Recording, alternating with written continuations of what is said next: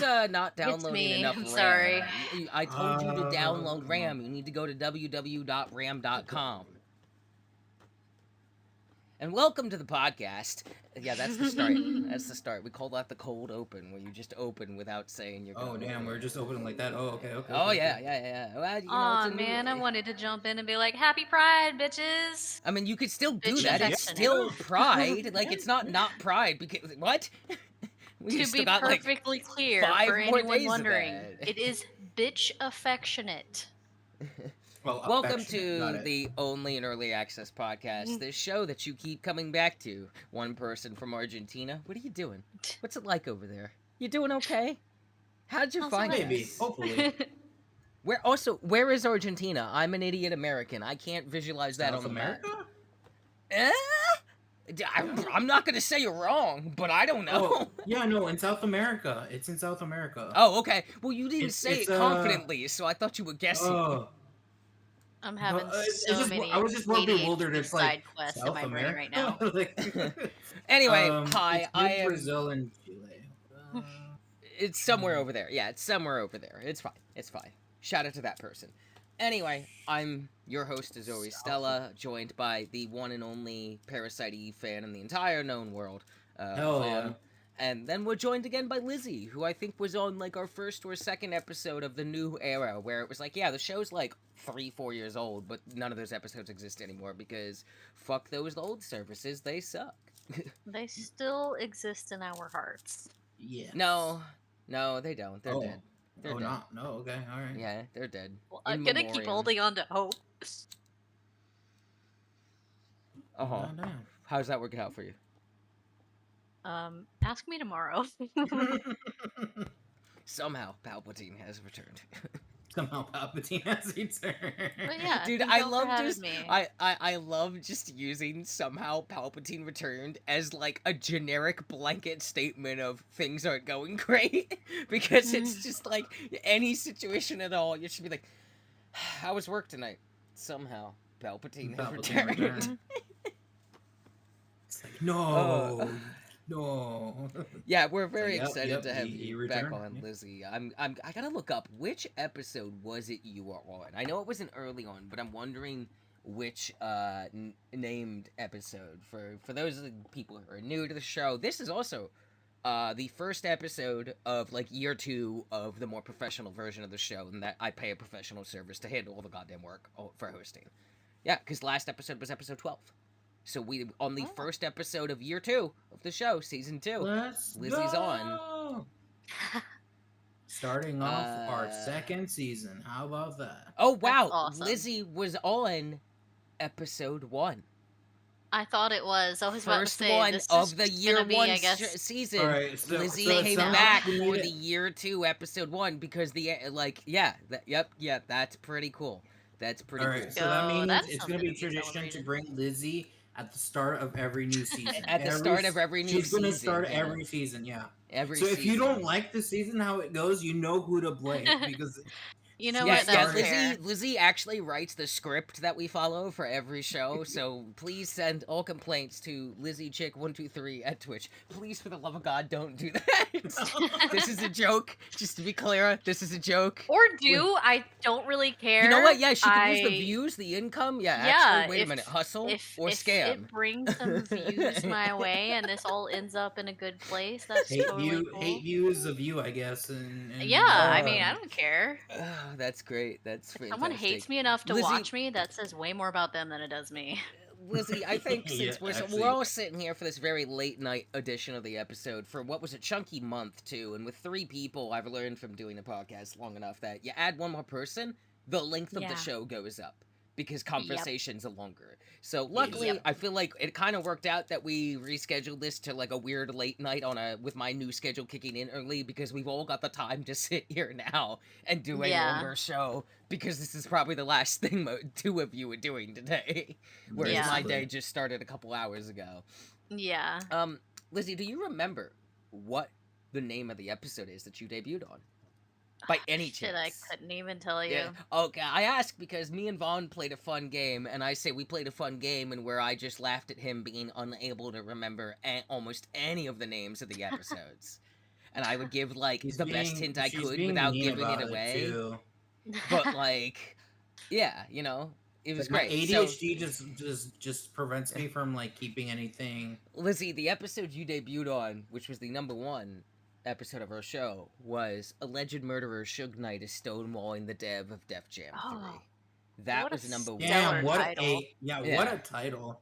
Just Can you beat last year's title with yeah, this yeah. year's title? I mean, I feel like we already beat it, because just for any newcomers who might come over to this, we're 12 episodes in, so this is the first episode of the second year of doing this, and just for context, the name of an episode is something said in that episode presented out of context for maximum confusion, aka it's clickbait but without the racism and transphobia, you know. Yeah, exactly. The good clickbait.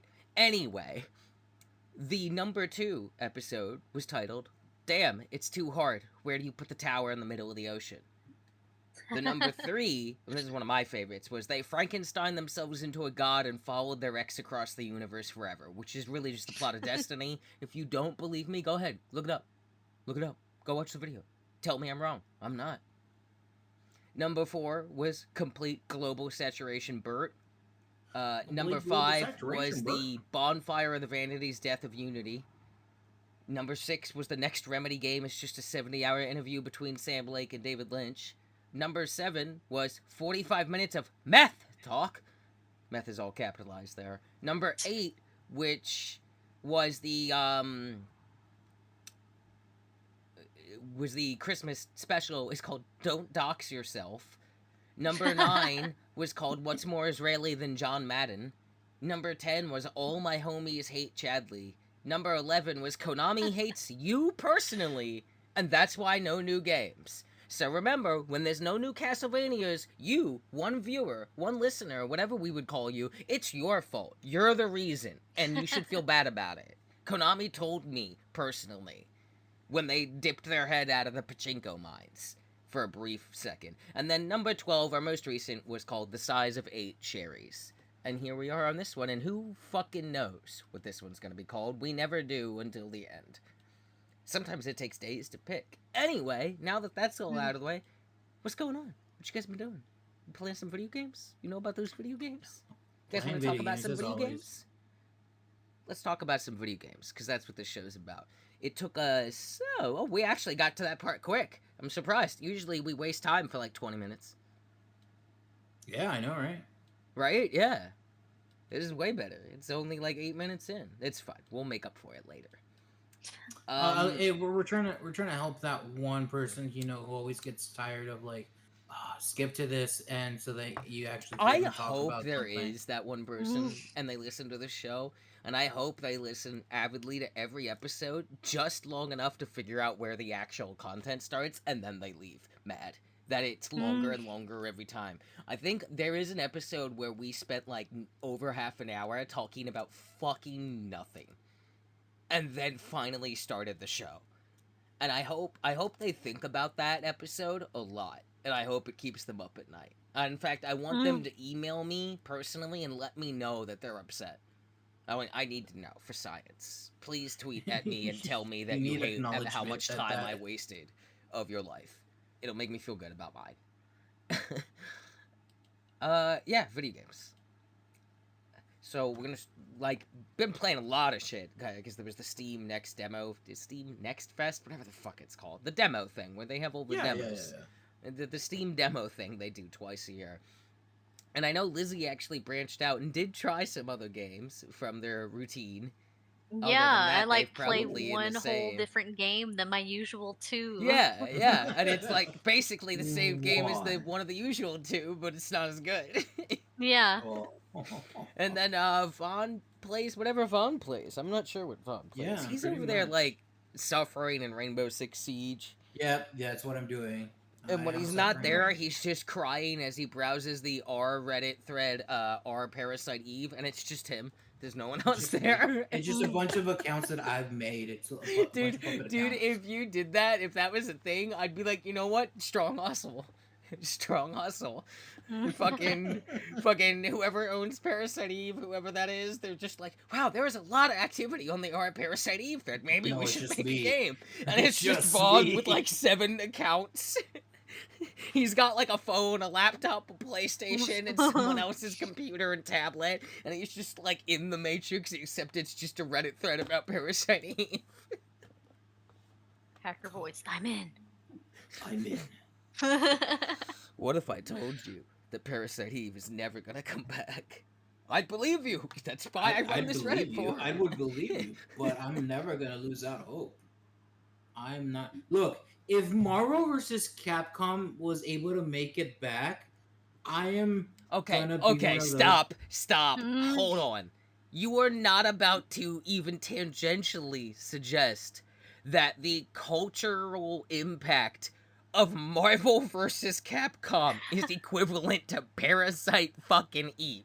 I'm just I saying know that tell me that is not what you're saying. What I'm saying is that what you're saying? Look, Marvel vs. Capcom is it's one of the most so iconic to, fighting games of all time. Dude, nobody cares about Parasite Eve. Because the thing is that with Marvel vs. Capcom, like, you have to have 2 companies trying to work with each other to like be able to like create this game, because like, you have all these licensings and stuff like that. So it's difficult. Vaughn, but who owns Parasite Eve? Squaresoft. I know it's a different company. But what I'm saying is so that, Vaughn, before we go any further, hang on. So yeah, 1 company versus 2. You think the one would get the project off quicker. So here's the problem though. Here's the little hiccup with your logic. What do Capcom and fucking Marvel do? Make money. What do? Who? Are they even around? Do they even exist? Name a product they've made that anyone has played in the last 20 years.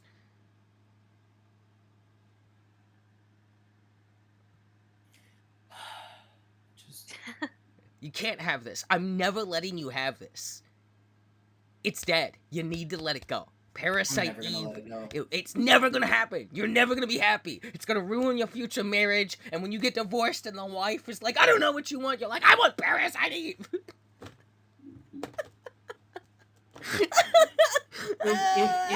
if during our lifetime Parasite Eve comes out, I am going to demand an apology. You're going to literally make an entire podcast of It did come out. It was just a phone gacha game that had nothing to do with Parasite Eve, but tangentially mentioned it in like a weird clickbait article that pissed everyone off, and by everyone I mean just you.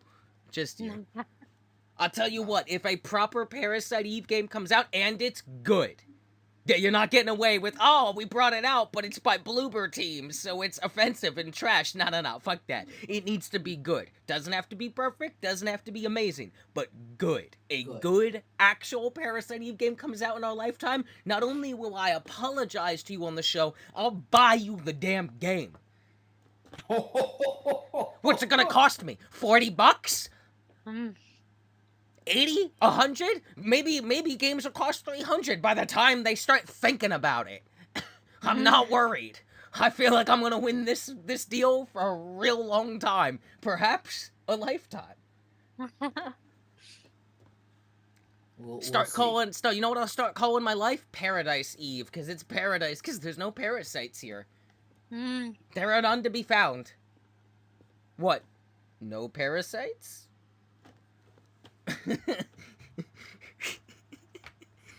I hope it comes out and it's like the worst thing you've ever played.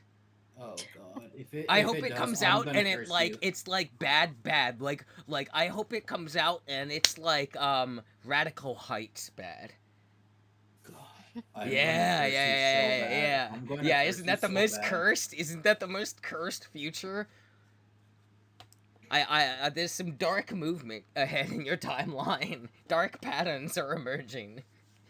Yeah, I wonder who caused that. I wonder who. It wasn't me, the person screaming for Parasite Eve. It sure wasn't me. I win either way. This game's never coming out. And if it does, there's no way it's gonna be good. It's gonna come out and be like Rise of Kong shit, dude, and you're just gonna die.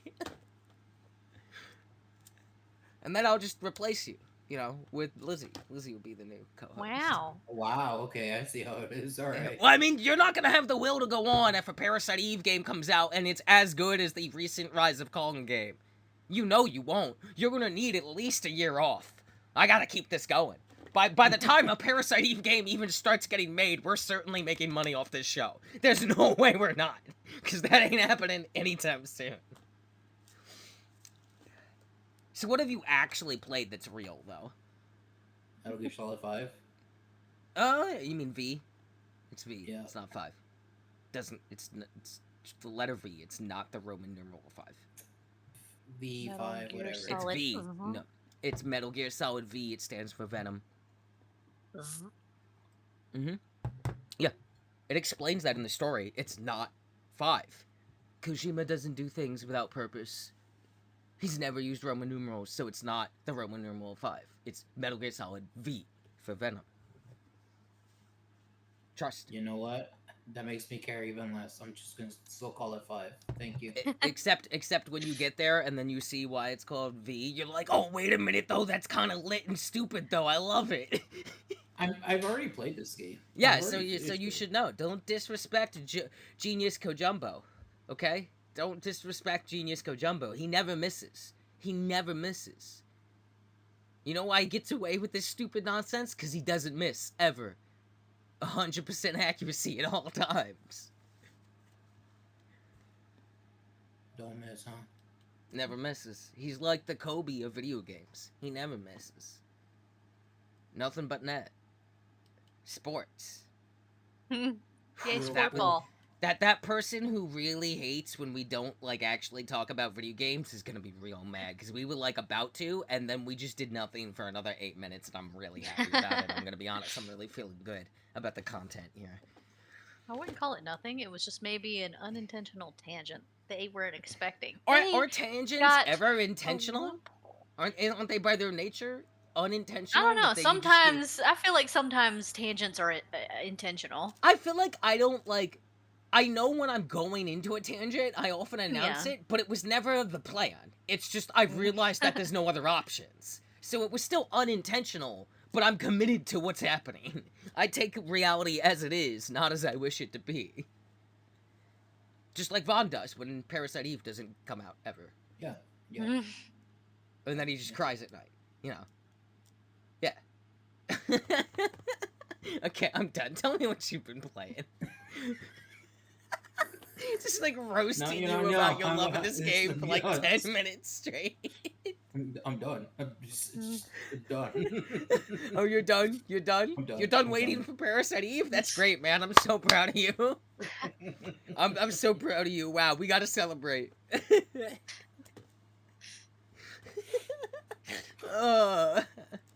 I mean, I can go first if we're just being all mopey, sure.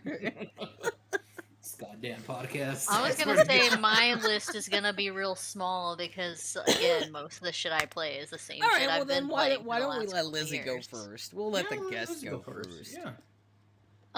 So as Stella knows, because we do this occasionally together, and it's we call it the Hell game for a reason, but fucking Dead by Daylight. I love that game, but I also I petitioned simultaneously to have hate it, them and change their name to fucking Dead by Daylight. I literally referred to this game as my toxic side piece yesterday, and it's Okay. pretty accurate. That's alright. real. That's Yeah. real. I'm gonna be And, honest, just sidebar. I could Yeah. live with being like a cute girl's toxic side piece. I'd be okay with it. I could make it work. I'm down. You can I'd make be it like, work. yeah, I'm gonna kind of be an asshole, but like the sex is incredible. So like, and you don't need me to come see your parents. That's not what I'm here for. Mm. You come over to see me and we do like copious amounts of weed and maybe a gram of salvia, and then we have really egregiously kinky sex, and then you go home and feel bad about it, and I don't. I'm totally down. 100%. It's a good deal for me. That's nothing but profit. This is exactly how I feel about DBD. Thank you. Damn. Okay. God, it makes you feel so good sometimes, and then the next day I'm like, fuck you, bitch. Yeah, it is literally like doing heroin. DBD has DBD reached is like that doing heroin. You heard it here, DBD has folks. reached that like heroin like League of Legends status where like when that shit hits, it's great. When it's not doing good, you're like, I want to kill myself. Sidebar: I've never done heroin. I don't know what it's like, but I used to drink a lot, so I know what that's like. And other things that I've been into, I have been doing also a lot of Overwatch. I haven't even been playing the normal modes, so a lot of the things that have changed since the most recent big update and new season, I've been playing almost nothing but community crafting, which has been actually really freaking fun, and I've been enjoying the absolute shit out of it. I even made a new friend on there recently. That's been really cool. So like, it's good when it has its moments, but again, it's a different toxic side piece in its own way, but usually a little bit sweeter than DBD. DBD to me is like the hot bitch that has like everything going on physically and like makes you feel really good and like you pulled someone special and then they treat you like shit sometimes. And then Overwatch is like it's like a much sweeter version of that usually treats you better to me, but then just every once in a while will say something to really just get under your skin, like why did you say this to hurt my feelings? Because I knew it would hurt. That's what it feels like. So, and then when what I does needed this to say break about from me that of the two games, the one I couldn't handle from like the level of toxic was Overwatch, and well, I it's kept the meaner different. one. I kept the meaner one. It's different because to you, Overwatch was the meaner one, which is totally valid because I Yo, mean, that everyone community has different sucks. That experiences. community's To me, ass. both of them suck. They just suck differently. See, it's you know what? It like as bad as DBD gets. I play on console on DBD. That like there's no lobby. You can't talk to me. Yeah. You could troll and grief in game, but like you can't talk to me. I mean, you could message me through PlayStation. Most people aren't gonna do that. And if they do, I don't read it. I just get the notification, and then I'll pull it up, and if it starts off in any kind of way that I don't like, I just roast them and say, your mother, though, and then close the thing and block them. It's easier because there's a delay, whereas on PC, it's instant the moment you hit post lobby. And I feel like I definitely prefer DBD's, like, badness, because, like, DBD, it's way easier to just accept, yeah, this is fucking over, just play it out, let me die, go next, and then I'll just be an extra pair of eyes for you. Whereas Overwatch has too many comeback potentials, and nothing's worse than being like, oh shit, no, we're pulling it together, just to fucking lose in the end anyway. And I was like, what the fuck? I'd rather just lose at the start. If you were gonna throw the match right at the end, after trolling at the start, why didn't you just keep trolling at the start? Why did you start playing for real and being actually not a piece of shit just to throw it all at the end? That's way worse. They can't do that to me in DBD. Yeah, like I could just kill myself. I could just get out, right? Like it's the same thing. It's the same thing in League of Legends. That like when a team like won't surrender a game that's straight up like fucking unwinnable. Like we had our jungle disconnected. Our internet went out. That's not their fault. But I know they're not coming back because they're messaging me from the mobile app. They're one of my league friends. And I'm like, okay, we need to surrender. We can't win this. We're losing every lane and we have no jungle. Their jungle just gets to free level and farm. They have no opposition. They're going to get every object. We literally cannot win the game. Surrender. And they're like, no, we got it. And I'm like, our top has died 10 times. The other top now gets to just nuke just surrender. This is why surrender exists. Just surrender. And they're like, no. And I'm like, okay, I'm gonna give you a second chance to surrender when I get the option again to throw it up. It takes like 10 minutes after I do it, and you have to wait 15 minutes before you can even start one surrender. So by 25 minutes, if they would say no again, I'm like, okay, I'm not going to be held hostage. But I'm also not gonna leave the match so that I get penalized and my queue gets fucked. Fuck that. I just sell all my items, and I run it down mid, and I just tell the other team where everyone is. And I'm like, no, you're not gonna hold me hostage because you can't accept that surrender is part of the game. Go next. We don't even have a full team. And the people we do have are getting destroyed before we had that problem. This is why surrender exists, is so that you don't have to play a 45-minute pointless game. And it's like, I gave you 2 chances to surrender at fucking 15 minutes and 25, and I was polite the whole time, but firm.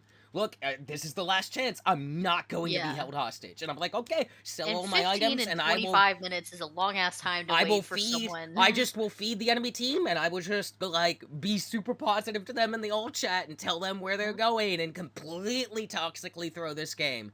And I've never once been reported for it yet. Because it's like, I gave you 2 fucking chances at 15 and 25 minutes to surrender. Like, we do not have this. And... if I was in that situation and it was like, oh, we're winning lanes still, and we got objectives even without a jungler, then I'd hear you out and be like, we might actually be able to do this. There is a chance here. Yeah. But there's a moment where I'm like, okay, they literally have a role we don't have, and we are massively behind before that happens. Just surrender. Just let it go. Yeah. Go next. Yeah. My favorite is when they're like, no, we win, I carry, and they're like 0-7-0. And I'm like, are you? Are you sure? Are you carrying yourself into the grave? You've died 7 times and achieved nothing. Well, at what point does the carrier start? Right. Like, it's gonna happen the next game. Like, literally the next game. The next game. Well, then maybe you should surrender and get into the next game. Right. Dude, I have hit, like... I think I'm hitting my league era, dude. I am just going deathless every game. No. ADC, support, mid. Dude, I am walking away. Dude, I am flash ulting Azaya on reaction Nocturne ults onto me and killing him every time. The dude dove me like every ult he got. He came to me. Dude, I had like 20 health for half of those from getting a triple kill. Just 1v3, and then he ults me, and I just wait for it. I wait a couple seconds, and then I ult flash out, and I just stun him with the E, and then I kill him, and I'm just like, when are you gonna learn, boy? You gonna find out, like Kane said in 91, I ain't the one, chief. Dude, I have hit the league stride. Like, I am just stealing dragons. It's like, I was stalemating into a Morgana. I took over Lizzie's segment, but it's fine. We'll get back to it. I was stalemating a Morgana in the mid lane as Talia, and it was just like, neither one of us was really winning. We were just kind of holding each other at bay. And after like 10 minutes, I'm like, yo, I'm fucking tired of this. This is stupid. Nothing's happening. So then I just left mid lane. I went up top, got the top of kill, we took 3 tower plates, I TP'd to a ward down bottom, got them 2 kills, and took their entire tower, and then I came back and Morgana had only managed to take like a plate and a half, and then I just killed her under my tower. And I was just like, whatever, I don't even care anymore, it's stupid. Dude, I am walking away from fights at like single-digit health nearly, like, a couple times every game. I am just doing crazy-ass shit. Like, literally, like, doing the perfect positioning as Jhin and Jinx. Just, like, literally, like, we are getting dove 4v2 down there, and I'm just playing it out to the point where, like, not only am I walking away on low health, I'm playing well enough to get the right kill at the right time to keep my other person, my teammate, walks out with 2 health as well. Right? Instead of them dying and me getting 3 kills. It's, no, I was shooting these 2, and then I stopped and did the big damage with the Jhin ult, with the Jhin pistol, 4th crit, on the other person, so that they died immediately. Then as I reloaded, I just stepped in front of it. It's like, I'm not only saving myself and getting the kills, I'm saving other people now. Like, I'm just popping out of the woodwork, whether I'm ADC or mid, I just start roaming. I was like, oh, you up top? That's why I run TP. I'm here too. What's up? What's up? Wrong neighborhood, motherfucker. I've become a menace in this game. I'm doing crazy shit. Like, I'm just flashing in on, like, the most obnoxious angles and just being like, fuck it, flash ult, fucking satchel out, walk away with 1 health, chug a potion before I burn to death, whatever. Don't even care. Easy game. Easy life. Easy game. People suck at this game, is what I'm learning, and I'm actually good. Like, people suck at League. That's the hot take for the day. People suck at League. Yeah. I mean, people do. That's why they're... Alright, Lizzie, tell me more about your toxic side gigs. Well, that's mostly it on those 2. I, cycle back and forth between them a lot, but when I've needed a break kind of from both of them or just wanted something different, I got 3 different games, but I've only played 2 out of those 3. So I got Texas Chainsaw Massacre. the game, but I haven't really Yeah. touched it yet because there's a lot of nuance to it, kind of like DBD, that I want to be more versed in before I just jump into it.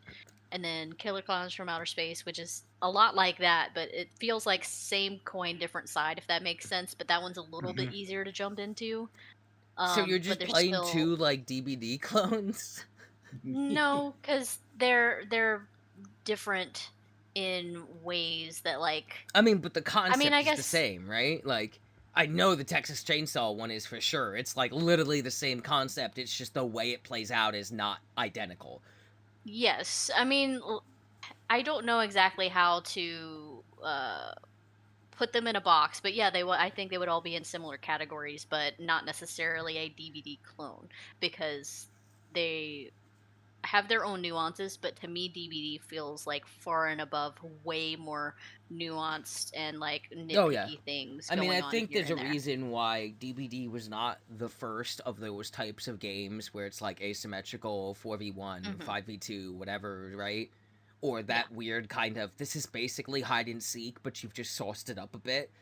DBD is the only one that's had any success. Yeah. Like, none of the other games that predated it are here. They lasted Yeah. like a year or two. DBD is 8 years in now, and it's like getting mega crossovers like Castlevania, Stranger Things, more and more Dungeons and Dragons, right? Like Yeah, they just Alan added Lara Wake 2, Croft. Silent Hill, Resident Evil, like the fucking Hellraiser, like the amount of shit that DBD's gotten the go ahead to like work with, and the fact that we know that like at this point there's Project T, which is like the Left 4 Dead kind of thing they're doing. There's the casting of Frank Stone. They did that side game little rogue thing that was like free for a bit. Like DBD has become an IP at this point with how successful that shit is, and none of the others even lasted long enough to even attempt such a thing.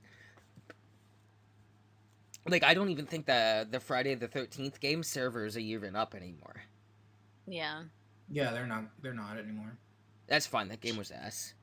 Damn. Could have had Jason and DBD. Would have been better. Yeah, hopefully that's something that's still on the table. I mean, I feel like a lot of things are just a matter of time. I'm still hoping we get Predator. We got Alien. Same. I want Predator. I feel like Predator would be so fun. We did get a Predator game. No, in DBD. This motherfucker. Oh, in DBD. This I was motherfucker. like, we did get a this motherfucker. I was like, wait a minute. What are we did get a Predator game. Yeah, we've gotten a lot. None of them are good. That's not my fault. But, yeah, well, I know, but like, yeah, who cares? They're not good. But yeah, I want Predator. I also feel like Predator allows you to do some fun stuff where it's like you could have Predator, then you can have Arnold as the survivor. He'd do it. He would 100% do lines. He's a cool guy. Then you can have Arnold again as the Terminator as a killer. So you could have Arnold versus Arnold. Like, come on.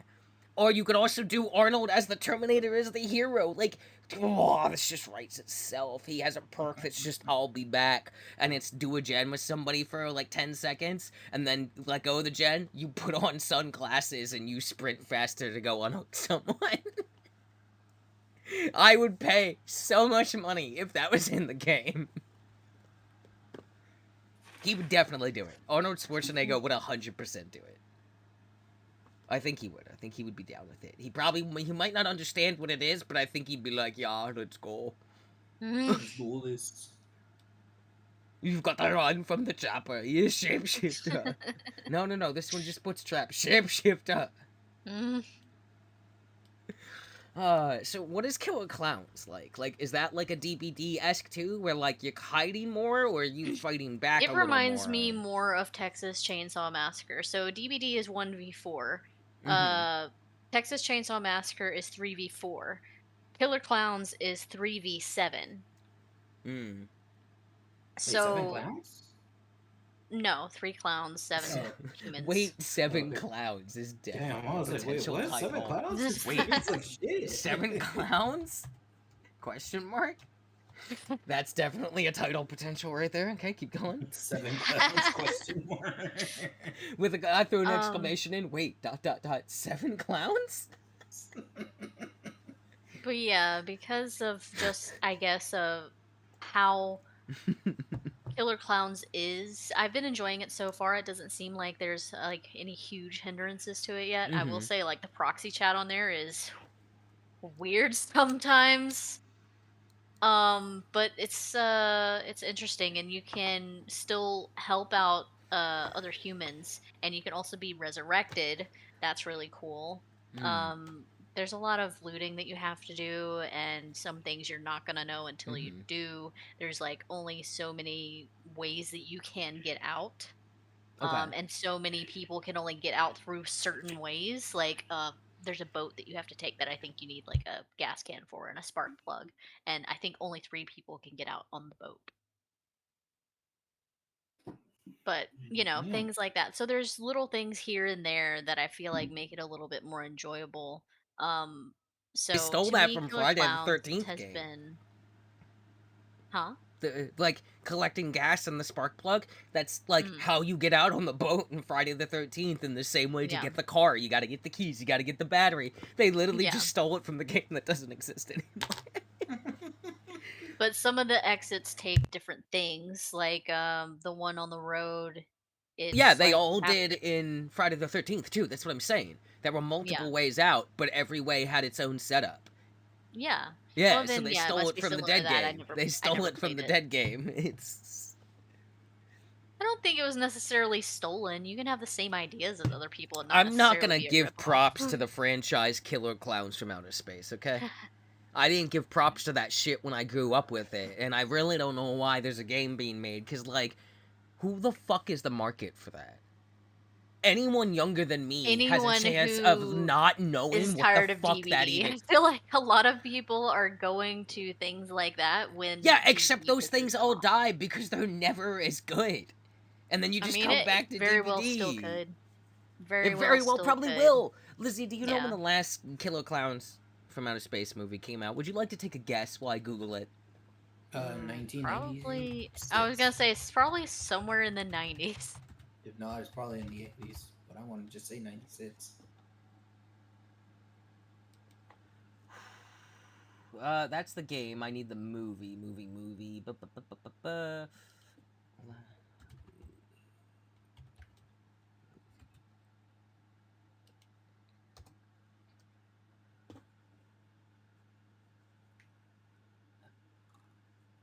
Okay, so Killer Clowns from Outer Space was released on May 27th in 1988 Damn. Jesus. on I knew it was. VHS and Laserdisc. Okay? Who in the living fuck is this for? There was not... like... It came out on, like, DVD, apparently, in the year 2001 at some point for some fucking reason. And then nothing ever happened. Who is this for? Who is this for? I ask It's you. for Like, I'm those not trying to, people. like, just shit on the game, but, like, genuinely, what is your market for this? Because it It doesn't does exist. feel like it was way out of left field. I'm But not see, gonna I argue feel with like that way on out of left field is slightest. would be something else. I feel like this is Yeah. like out of the stratosphere, right? Like Yeah. this combination of words is not something anyone has fucking thought about or talked about since it came out. There's a reason it didn't franchise back then when like shit was easier to franchise because like there wasn't like think about it. There wasn't as much entertainment back then. The competition wasn't as fierce. This shit died on birth. Who the hell even owns this IP that they funded a game? Does the game run well at least? Like, For the most part, from what I've seen, this yeah. is like a franchise that if I saw a game coming out or anything, a movie, anything, I'm going to expect by default until proven otherwise basically no budget and effort was ever thrown into this, right? I feel like part And of I'm it might also just surprised be it's the not fact that that. it's like okay, well, there's horror IPs being used to like create like these like I guess like asymmetrical versus games, Yeah, and so so they were everyone probably is trying to trying find to something be that the was like next cheap. DVD. Yeah, Yep. but they're probably trying to find something that was like, all right, what's kind of like a cheap IP that we can get that isn't as expensive as like I mean, okay, see, I get that, except, like, there has to be, like, if you're a business person or whatever, right? Like, and you know, we're not usually like, oh, the business side of the game, but at the same time, like, if you're genuinely interested as just an artist making video games with other artists, right, to creating something that can not necessarily go toe-to-toe with DVD, but just kind of get your slice of the pie and do it in a different way. I get that. Mm-hmm. And maybe you really like Killer Clowns from Outer Space. But, like, if you genuinely think this game's gonna have success, I think you're, like, a fucking crazy person on crack. Now, I could be wrong. There is a possibility there, right? Like, anything could happen. But, like, this does not seem like a safe bet.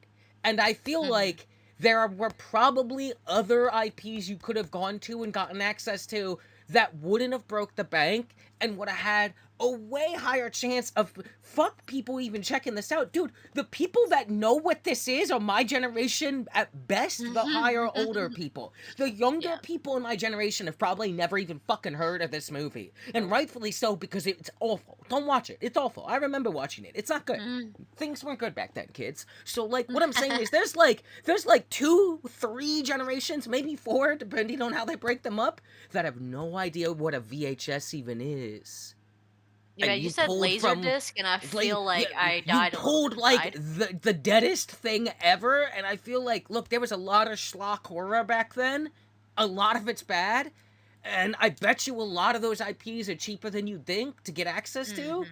But like, you really went like, this isn't even bottom of the barrel. This is like under that. Like, who is this for? This is baffling. It's baffling to me that there is a current, as of recently, Killer Clowns in Outer Space game that apparently runs okay. That's the most astounding thing. Then again, Kong and Godzilla movies are kind of still hot right now, even if they're a little doofy. But that Kong game that came out, I watched the Super Beard Bros play through that. That is the most busted jank. Oh my god, it's just vomiting on itself the whole time. How did this get approved? Yeah. But I would expect the same from anything that said Killer Clowns from Outer Space, right? Yeah. And the fact that it doesn't run that ass is nothing short of a miracle to me, and I have not heard a single person talk about this game. I only knew it was coming out in passing because someone else in like an article on like IGN or something kind of had the same attitude I do of like, okay, it's kind of cool to hear from it again just because like nostalgia, but like that nostalgia faded immediately after 2 seconds of reading more about it, and I'm like, who is this for? Yeah. Who is this for? I feel like if you were trying to like, for whatever reason, make bank or rep the Killer Clowns from Outer Space IP, the brand, you'd get way more retention and eyeballs on it if it was just a guest killer in DBD. Yeah. Like, I'm glad people are enjoying the game. I guess they are. I've heard nothing about it, but it's just like, it's such a far back thing that had no teeth on it back in its prime, because its prime never existed, that it was like, who was sitting there? Who even looked at this and understood what they were reading, right? Like, I'm just so curious how this happened. Who published this? Who developed this, actually? I gotta look into this. Yeah, if you want to say more, I just had to go on a tangent there, because I was like, this is bizarre to me. This is, like, excessively bizarre to me that this game exists. Like, I thought it was a lie when I first heard it. I thought somebody was trying to fuck with people, and I was like, I thought no it was weird as hell, There's too. No fucking way there's a Killer The Clowns first time from Outer I Space saw game. videos on it, when I heard it was just a new game that released, I wanted to be like, the movie that from forever ago. Right? That's what I'm saying, right? Like, Laserdisc. Yeah, I had that same thing too, and like when I watched, because I don't know I'm if looking at it right either now. of you know this, probably Stella does, but like I do not spend money on games like willy-nilly, not even like $5-10, because it's not that like I never want to spend money on things, but just I'm very careful with where I spend my money. But yeah, also no, that's a good thing to do. I don't ever want to really invest in things that I feel like are play to win. Not to say that any of these things are, but that's one of the main reasons why I don't invest, is because like I don't ever want to see something that feels like pay to win and I gotta have it, you know? Because that's just dangerous for people like me who, Okay, you know, so could just get real quick here. like shopaholic dopamine. Right? No, I agree. I hear you. The publisher for this is, it's either Ilphonic or iPhonic. It's I think it's unclear. Ilphonic. The developer is iPhonic and TerraVision Games. Who the fuck are these people? TerraVision sounds like a company from 1988. I'm clicking their thing. Oh, Ilphonic? they've made only Killer Clowns from Outer Space the game. And then there was Captain Toonhead versus the Punks from Outer Space on VR only. I'm gonna repeat that one more time. Captain Toonhead versus the Punks from Outer Space on VR only was their only other game in 2021. And then they've made Killer Clowns from Outer Space, the game. Okay, so now I'm gonna click back and we're gonna see what Ilphonic has done. I was just about to say, I think Ilphonic had a part in making Arcade-Ageddon, if I'm not mistaken. It looks like they published it, yep.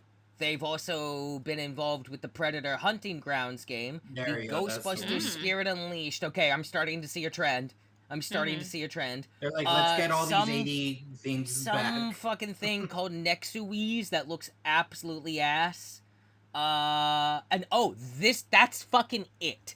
The Predator Hunting Grounds. So the recent Predator game that kind of flopped. That's like a DVD-esque, but with shooting, and flopped. The Ghostbusters game, which kind of flopped.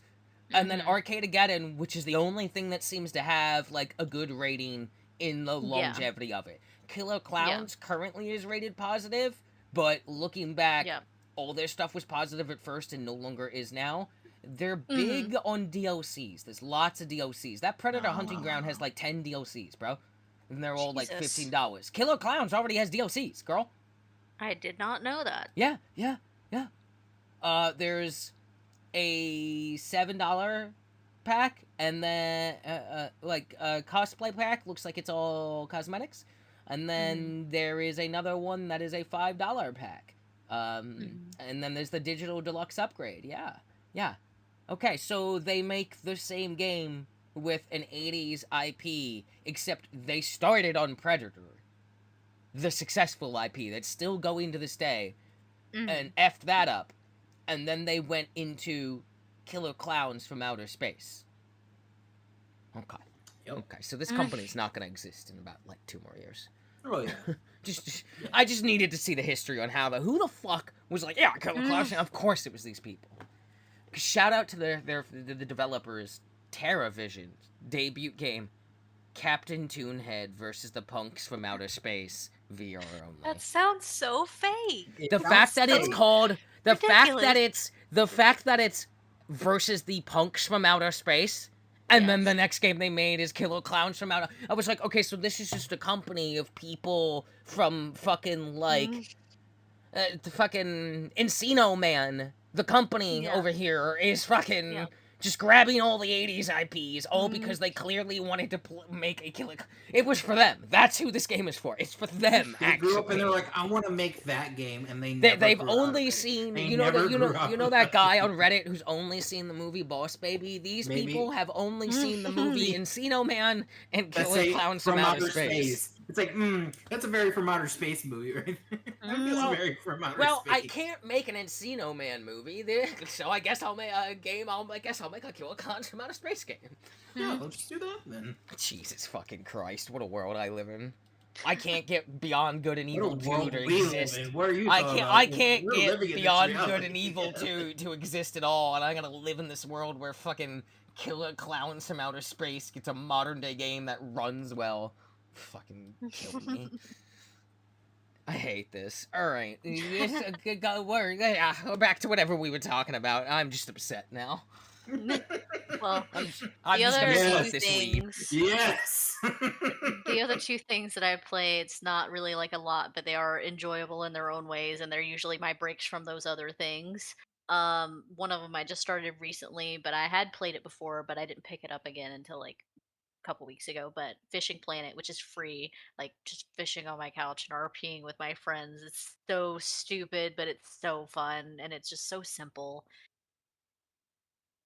And then Arcade-Ageddon, which we just referenced. That's like one of my favorite things to play just because it's got a really great soundtrack. It has really beautiful colors and like loot goblin type stuff. It scratches a lot of very specific brain things for me that are wrapped up in nostalgia, and I think that's one of the reasons why it hit so hard for me. So your mileage may vary, but it's that game to me is just so simple and easy and wonderful that like I've bought it multiple times for different people just because I'm like it's $15. That's I mean who wouldn't want to it's $15.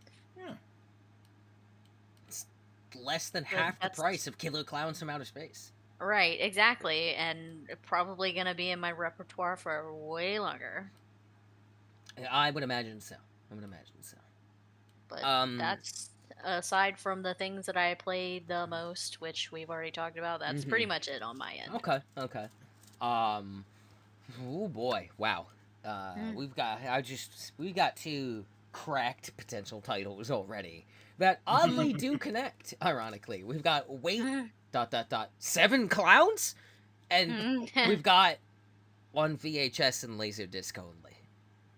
Oh, I feel like the VHS and Laserdisc. I feel like that's gonna hit extra hard. Like it would hit me extra hard. I would click on a Joe Rogan episode if it mentioned Laserdisc and VHS in the title. Every person in our generation is gonna see that title. Laserdisc and starts to get excited.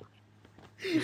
All the old millennials have started to cautiously vibrate in excitement. Cautiously, because we don't want to throw out our hips. Yes, exactly. Let's not get excited now. You've got to work in the morning. Oh my god. This is a disturbance. Reading and saying the words Laserdisc out loud, like, unlocked forgotten arcane knowledge. I casted a spell right then. And I was just like, just like a reality I forgot about came rushing back to me. And I was just like, the 90s. Oh my god! Back to my living room, like I can't wait to be like. Technology has been moving so quickly since I existed that I'm gonna like lose my mind when I'm 60. I'm gonna be like, oh, the hollow cube. And they'll be like, sure, Grandma, the hollow cube, whatever. And I'll be like, no, you don't understand. Tupac came back, but only in hologram form. Let's get you to Grandma. Go to bed. Dude, we are gonna sound like the most insane generation when we're old. Yeah. Everything's moved too quickly. We've had like 20 once-in-a-lifetime natural disasters per year since I was 12. There's been like 13 different wars, 7 recesses, a worldwide pandemic. Whatever, man. They're recesses. It doesn't even matter, dude. It's just been non-stop insanity since I was 12. I'm only like mid-30s. By the time I'm 60, I will have seen like the equivalent trauma of a society and a planet experiencing World War I and II at the same time. And I'm just like, bro, it just keeps going. It won't stop. And the lifespan somehow only keeps going up. And I'm like, bro, I'm gonna do like another 70-something years. I'm gonna kill myself. I can't do this, bro. I can't do, like, no, my fucking family lives a long time, even when people weren't living a long time. They were beating the odds by, like, 20, 30 years. And these are the people that, like, took no care of themselves, smoked and drank since they were, like, 12, because that's what you did back then, and all the cocaine in their soda. And they just, like, whatever, I'll have 5 strokes, but live till 98, no biggie.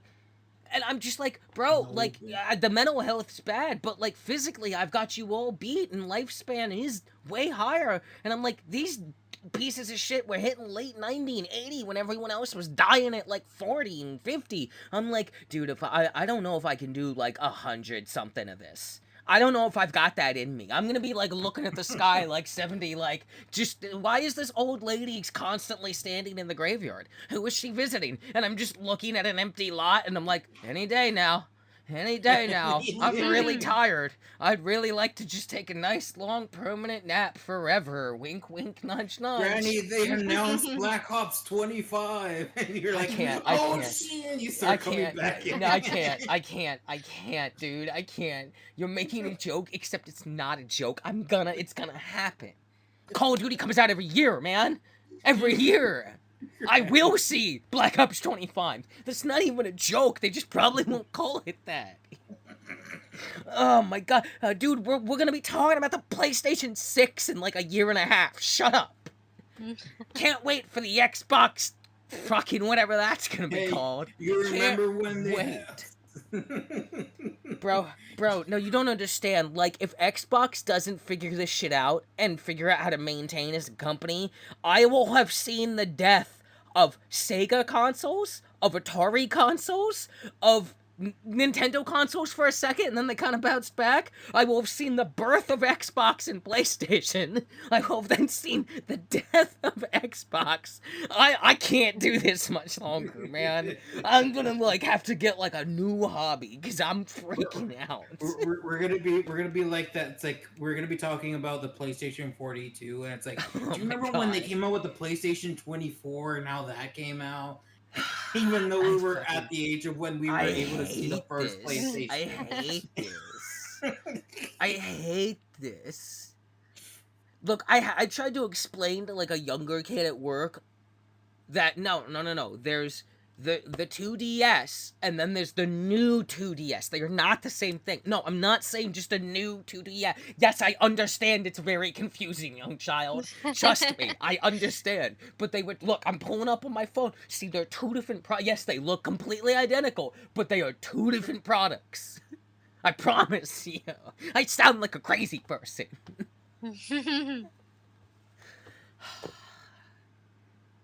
Getting old sucks. Don't do it. Just don't do it. Just call it quits at like low 20s, you know? I think that's good. You know, just burn out young, you know? You don't want to live to see 7 PlayStations. Yeah, I don't need that. Don't worry about it. It's not getting any better, y'all. It doesn't. It's just kind of the same. They just keep remaking the same 7 movies. You're not missing out. There's nothing coming in the future. Just nothing there. You know what? Maybe we should just leave the planet because there's nothing here. Soul. Every time I feel like there's a remake of a movie, I'm like, they remade it again. Okay, so I didn't even see the last 2. So J.K. Rowling's a piece of shit, but did y'all read Harry Potter? I did, yes. I didn't read it. I just watched the movies. Okay, but you've seen all the movies? Yeah. Okay. So like when they start remaking the Harry Potter movies inevitably. Like there's a moment where I'm just like watching remakes happen and I'm just like, we are teetering dangerously close to you like remaking Peter Jackson's The Lord of the Rings. And I'm just looking at beloved actor Viggo Mortensen, who's still over there, still looks great, and Aragorn's like 100-something anyway, so it doesn't fucking matter. But you're not casting him. And then, like, the guy that played the one wizard who nailed it is fucking dead for like 80 years. And I'm just like rocking in my chair, dying inside. And I'm just like, I can't live in this world. I don't care if it's good. I don't care. I can't do 2. You got no. Just do something else. Just do something else. Go make a Terry Pratchett movie into a book. The dude wrote like infinity books. Please, just leave it alone. Peter Jackson got it. It's good. We don't. No, please. Just no. I can't like look. I'm gonna be like watching new Lord of the. God, what would they even call it? How do you even differentiate it? Do we start having to say Lord of the Rings, Peter Jackson's Lord of the Rings? Oh my, I hate this. I hate this. I made a Ghostbusters reference once at my last job and nobody got it. And then I was like, it's from the movie Ghostbusters. And they all went, oh yeah, I saw Afterlife. I don't remember that scene. And I think I stopped existing in that moment there. I'm actually just a ghost. Everything else has just been the long death of my sound. Like, fucking just... dude, I hate this. This sucks. Like, there's a lot of good stuff about being older and having a little more independence and shit. And some, I've lived to see some really cool video games and all that. And a lot of times it's some cool stuff. But for every cool new thing or cool, oh, I remember this and you brought it back and freshened it up and it's still really cool, but it's still the thing I love. There's just constantly looking behind objects in the mirror are closer than they appear. Okay? And I don't like it. Okay? Yeah. I'm looking back and, like, you made new Jurassic Parks and they weren't good. And then I'm just like, And I'm just looking back at Jurassic Park 1 at young Jeff Goldblum, and he's nodding away, and I'm nodding back, and then I'm looking at not young Jeff Goldblum, and I'm just like, and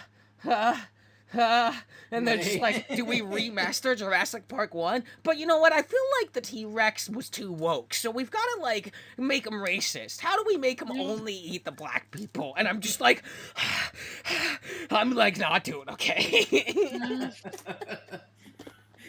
Dude, Hollywood is gonna be the death of me. I'm gonna have like a heart attack from like a remake of a movie when I was young, and you ruined it, and you casted like they're gonna like remake Jurassic Park 1, and instead of Jeff Goldblum, because the character needs to look young, and Jeff Goldblum doesn't look young, but like I'm gonna live in a dark timeline where like Jurassic Park 1 gets remade and they recast Jeff Goldblum's character with like Joe Rogan or Chris Pratt, and I'm just gonna cry forever.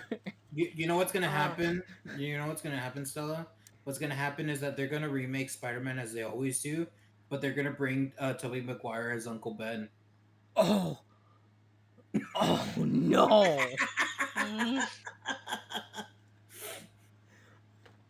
And they're gonna bring what's it called? Who plays Mary Jane Watson?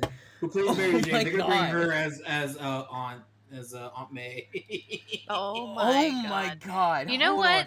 Tobey Maguire. I am not completely against Uncle things Ben. like that. And I say this Uncle because when we're talking Ben. about remaking things and Holy having like fuck. a cameo kind of like that. Yeah. So not that Okay, long ago I no, rewatched. that's not a cameo though, girly. That's I mean I know, no, this but is you're saying this, but I don't think you know what you're saying. Kirsten no, I Dunst, do. there you go, Just that's let me her name. explain. Just let me explain. Oh god, So, I hate this. I know a lot of people are gonna hate this like you do, but me personally, I'm like, I saw this person in that thing forever ago, and they were in the remake. I actually kind of like that. And the reason I say this is because, so I was rewatching Supergirl, and I think it was the woman who played Kara's mother on there, or like adoptive mother on there, was actually Supergirl back in like 1970 or 80 something, and I like things like that. I think that's really cool. But I Okay, know a lot hear of you. people I would be hear like, you because what you just described is cool, but remaking original Spider-Man and then having Tobey Maguire just be Uncle Ben. And he just gets fucking ghosted in the first 5 seconds of the movie. I'm not okay with this. I do not have enough marijuana to get through this concept. This Uncle is Ben alternate timeline. Go get it. With great power comes great responsibility. Then again, you have Kristen Dunst as Aunt May. And That's Franco the as, worst one. Norman That's the worst Osborn one. instead of Kirsten being the son, he Dunst plays as the Aunt dad. May is hurting me so much more. I don't know why, but Kirsten Dunst as Aunt May is like 10 times the damage psychologically as Tobey Maguire as Uncle Ben. Like, oh my god, this is like I'm being like crit 20 psychologically. Like I have a headache thinking about this. Flashbang. Oh my god, dude. Oh, we gotta not do this. This is how we tiptoe into the clone era of Spider-Man, and we don't know. There's nothing that we don't need to go over there again, okay? There was like 900 comics in that run. They were all bad. We don't know. We don't gotta do this. We can just not. We don't have to go this way. We don't have to go this way, Sony. We can just have good movies now. Oh, I hate everything. Sorry, I had to go that way, but we were talking about remakes. I'm like, I mean, we were, but ooh, that's a tough contender to beat. That's the title right now. Oh my god, looking at it is physically causing me pain. Oh my god. Okay, I guess we'll talk about more video games now for the other two people on the show. An hour We'll talk in. about more recent video games and ones that are going to make us. Vaughn, why don't you take it away? I am not ready to like enjoy things again.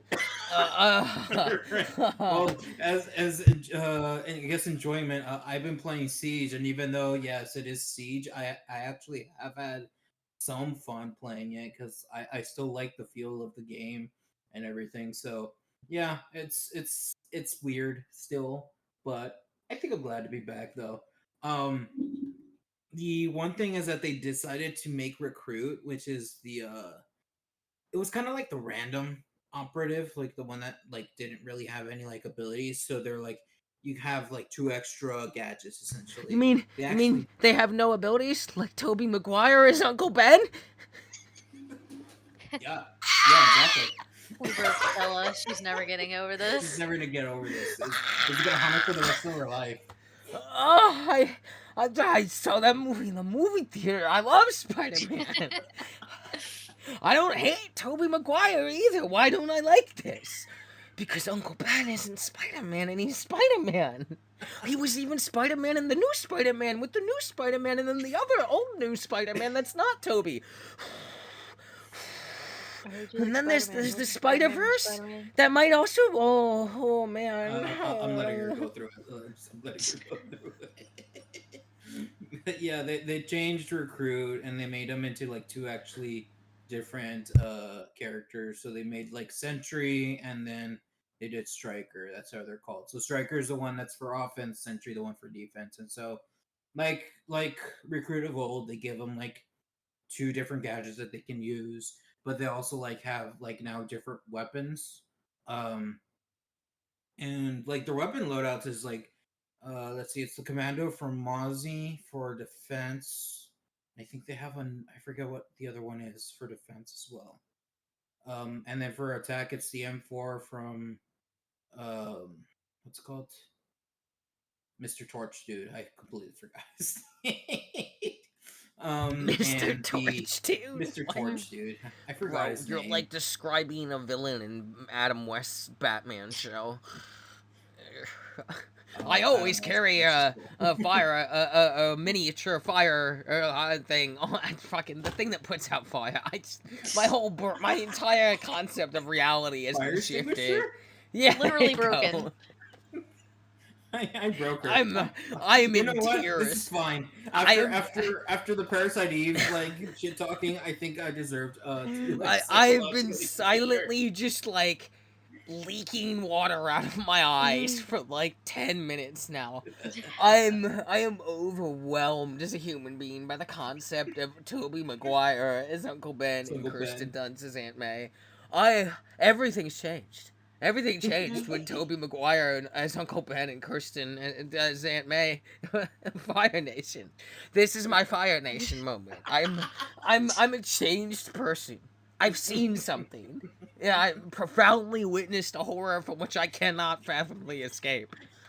You threw Did it you into ever the seen the abyss movie and it It stared back Follows? at you. This is following me. I keep looking back, and all I see now is Tobey Maguire and Kirsten Dunst as Aunt May and Uncle Ben, and I'm just like, huh? Huh? But you were the other people. Now you're those people. Huh?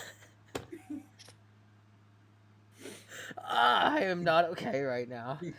I am not. I'm not in a good place.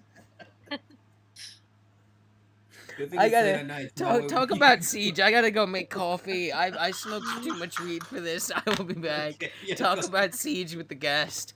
All right, I'll talk about C. And so Stella, some assembly required.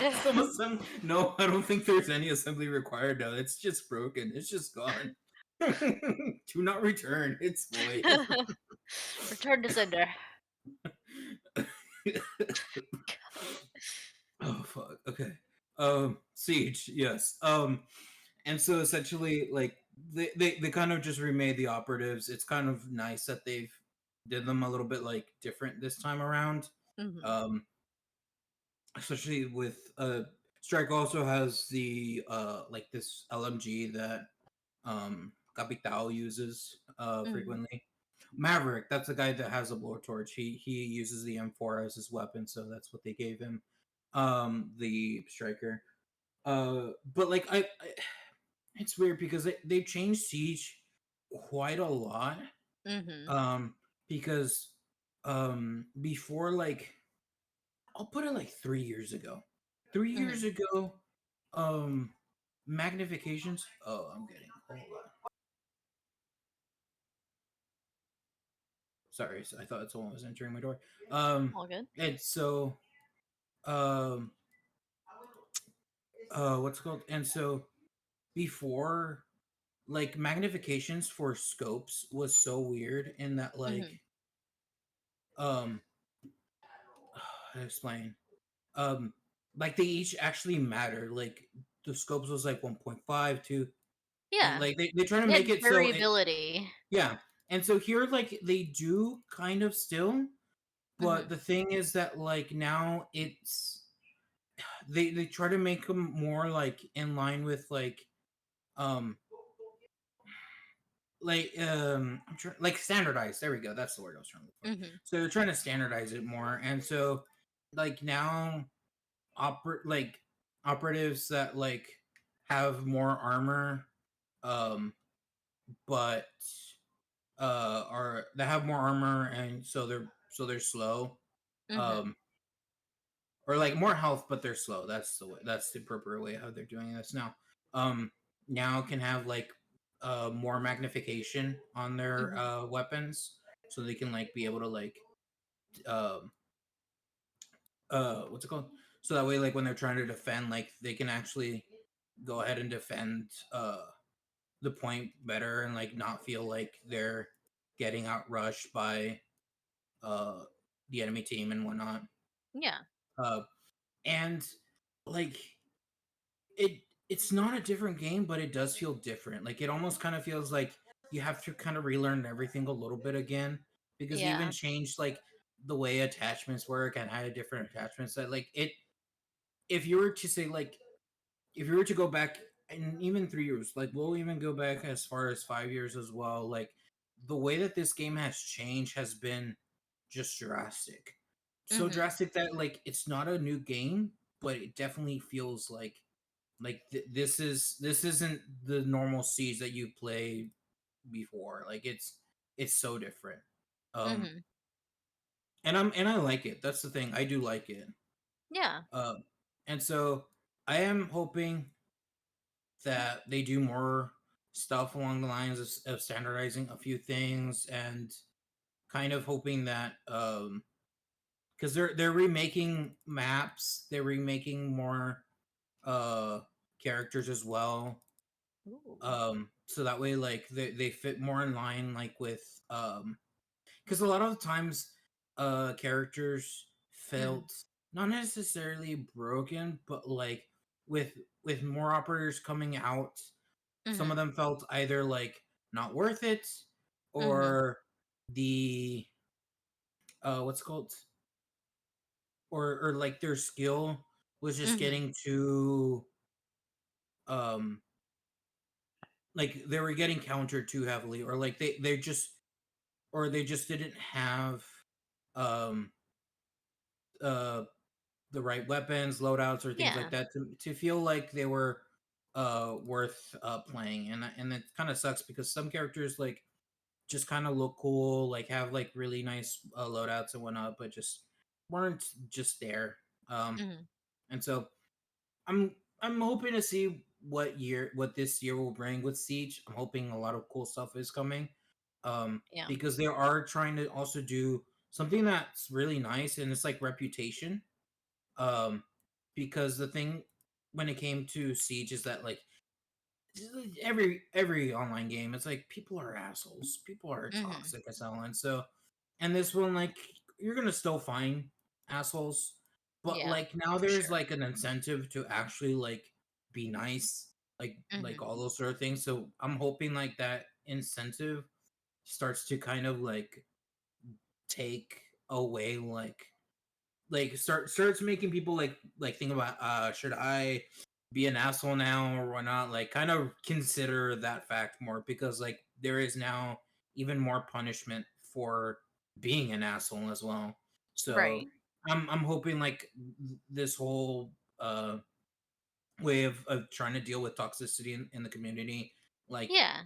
does improve, because, Yeah. again, I really do like Siege. I do like playing it, and there's, like, sometimes, like, you'll find, like, those random people that, like, they're a cool dude. Like, I think there was one that I was playing with that was like, all right, oh, we gotta lock in for this one. It's like, all right, locked in. And it's like, I think they said, like, um it's like, like, this is it, guys. We got to do this. And I just wrote all or nothing, and then they just said Mm. nerf or nothing. I'm like, same brain, same brain. Mm. So Yeah. like, there are like cool people like on online communities, but it really is just like trying to like take out all those like really like the weeds out of like the game to make it a more enjoyable experience. But Yeah. time will tell if it actually happens or not. And I do really do hope, because it's a really fun game. Um, And then like another game I've been playing so far as well is Metal Gear Solid 5. I've already played it. I just wanted to Mhm. play through it again because it's probably like the one Metal Gear Solid game where like it's it's like its gameplay is just really good. Like Mhm. it's hard to explain, but like there's a lot of like good games. Um Stealth games like Dishonored, what's it called? Even Prey to an extent can be like a stealth if you play it right. But like stealth action games have always been a little bit hard to like um master Mhm. um and just kind of balance. But like I feel like Metal Gear Solid kind of hits the nail on like that sort of thing. Like Kojima has literally done this, has made this game several times over, so he kind of already knew like what to do. But now that like he was able to modernize the controls and like actually make it feel more seamless, like make the actions actually more fluid as well, and kind of Mhm. the controls not feel as janky. It's like this is like very peak Metal Gear Solid, and I love it. So I've been just kind of playing through it again, just try to figure it out once more. Like, oh, do I remember how to do this? It's like, all right, what do I got to do this time again? And I've been having lots of fun with it.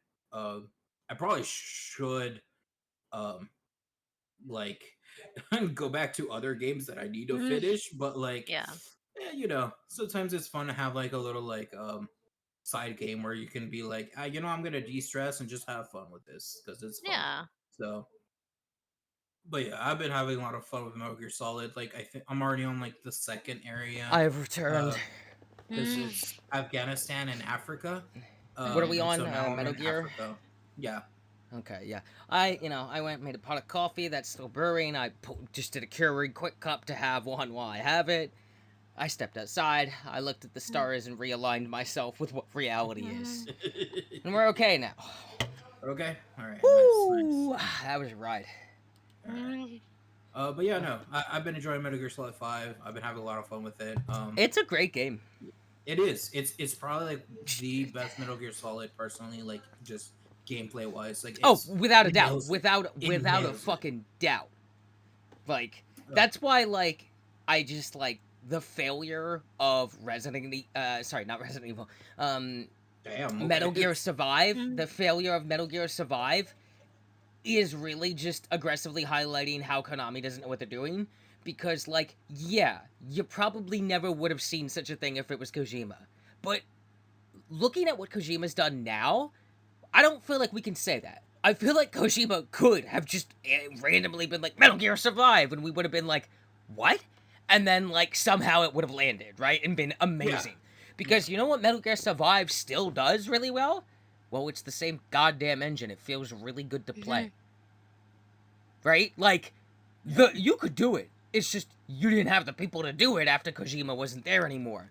So it's like, it is interesting to like look at that, especially like Metal Gear Solid V is very fucking fun to play. Like that is a fun game to just engage with its mechanics and Mhm. really try to be like, how far can I push this game's systems in mechanics? And Yeah. really far actually. Like there is some really just satisfying gameplay synergies and loops going on there. Like I would just play the fuck out of that. That's Like why I'm like it's super whatever the fuck Kojima's new like tactical espionage game is gonna be. I don't give a fuck. I am in. I am 100% in. like it's surprising because like I'm not saying the old Metal Gear Solids weren't, but like No, not at all.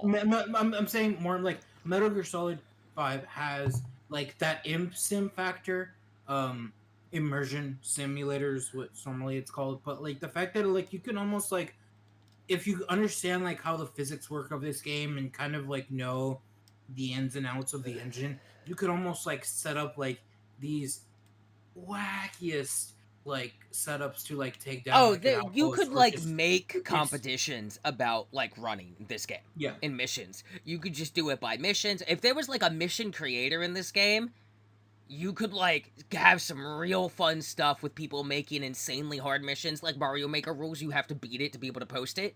yeah But like, oh my god, like the way Hitman Contracts hat works, basically.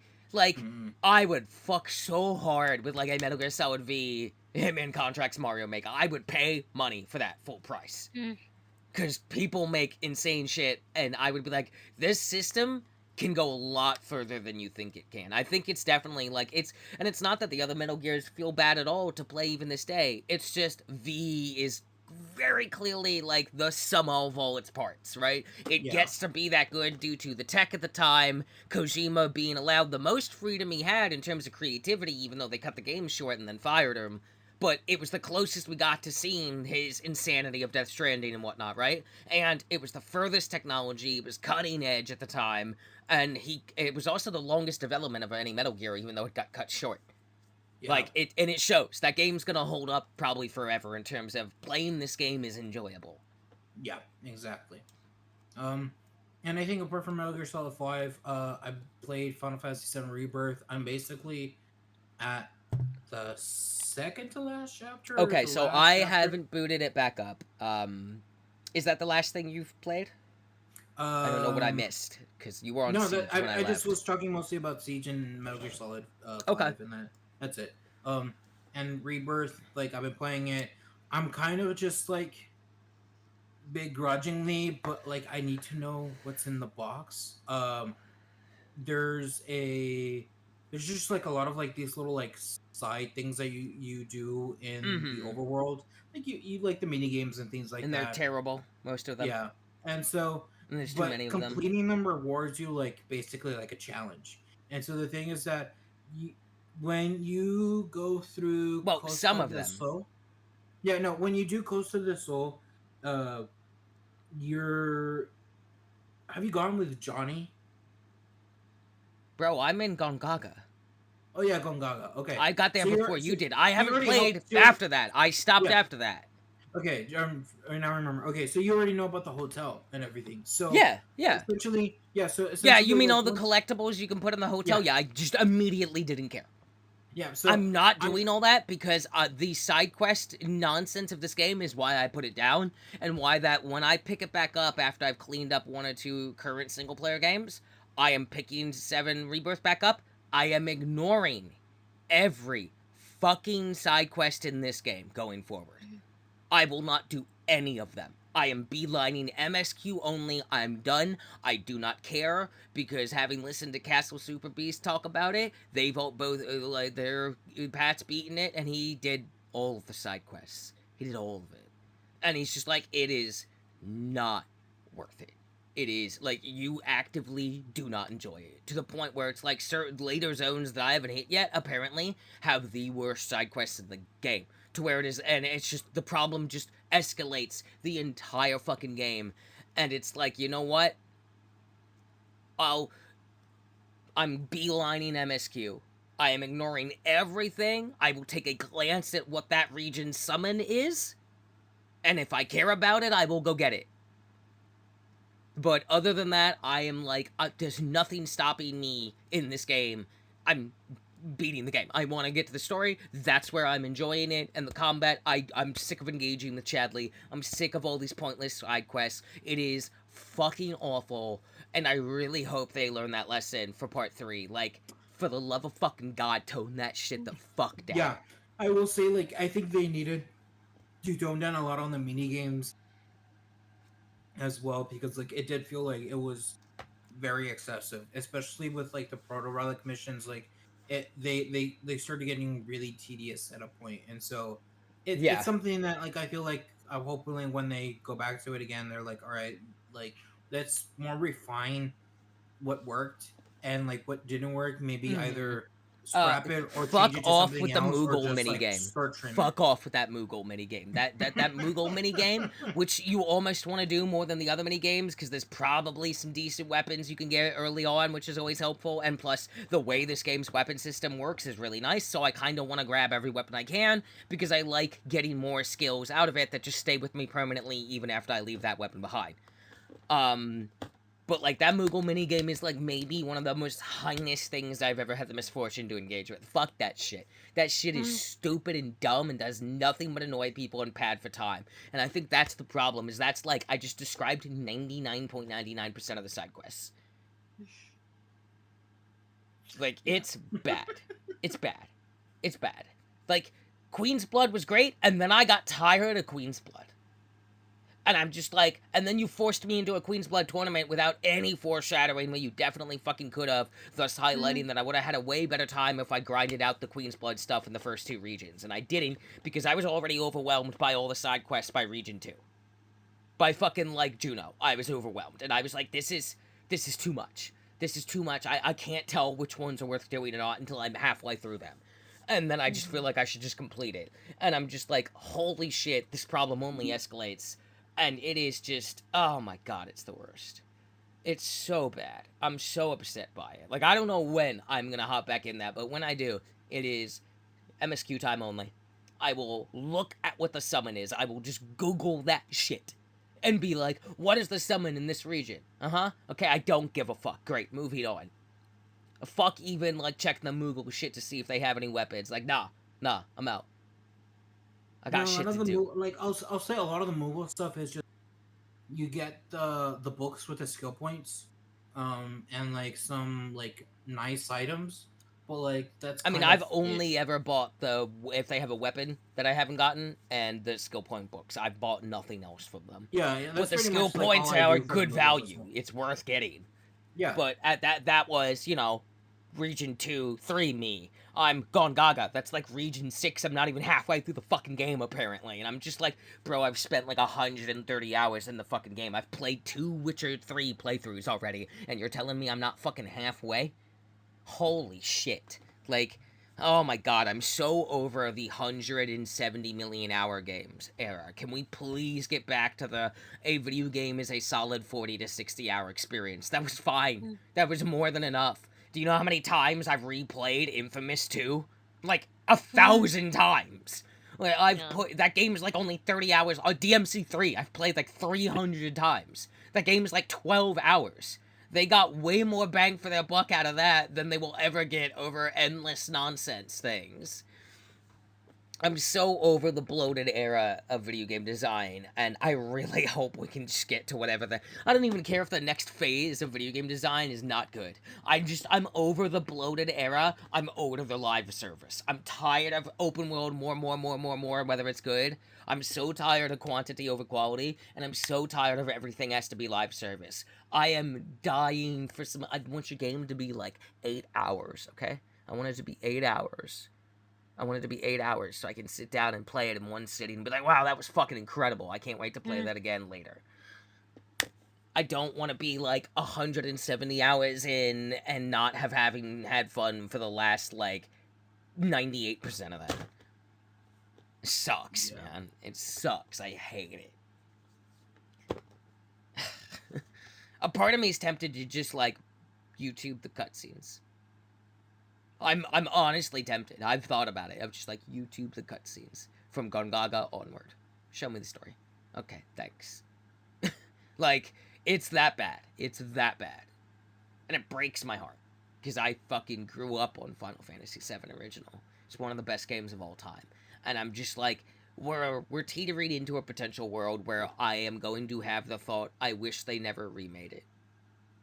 I'd rather just have that one version. Even as cool as the Final Fantasy VII Remake is. And that game didn't have that problem. Like, there were side quests in that game, but it didn't have this problem. None of the side quests were, like, overly annoying, even if some were a lot of, like, it's kind of lame. But, like, none of them were so bad that I was, like, grinding my teeth in real life and genuinely having no fun. And there certainly was not 8 million of them. And it's just, like, I don't know why they did it this way. Like, Oh, I hate it. Yeah, it's one of those things where I'm hoping, like you said, like next time, hopefully they learn and like try not to like go overboard with it. But like apart from like those things, like I still had quite a bit of fun with the game. I mean, I had to for those moments, but like, oh, the longer it went on, and I was just like, I can't keep up with this. It's just depressing me. I just get to a new zone, and it's just like, zooms out, oh, that's quite big. Oh, that part of the jungle isn't part of this zone, so it's gonna be another zone, like how there's West Mountains, East Mountain, okay, which means it's gonna have its own side quests, okay, you keep increasing the amount of side quests every region by like 50, okay. Like, it was just, oh my god. Oh my god. And the fact that, like, you don't get the good method of travel right away, and most of the zones, you get it as you're, like, leaving the zone. So you're just walking around on foot the whole fucking time. Oh my fucking god, dude.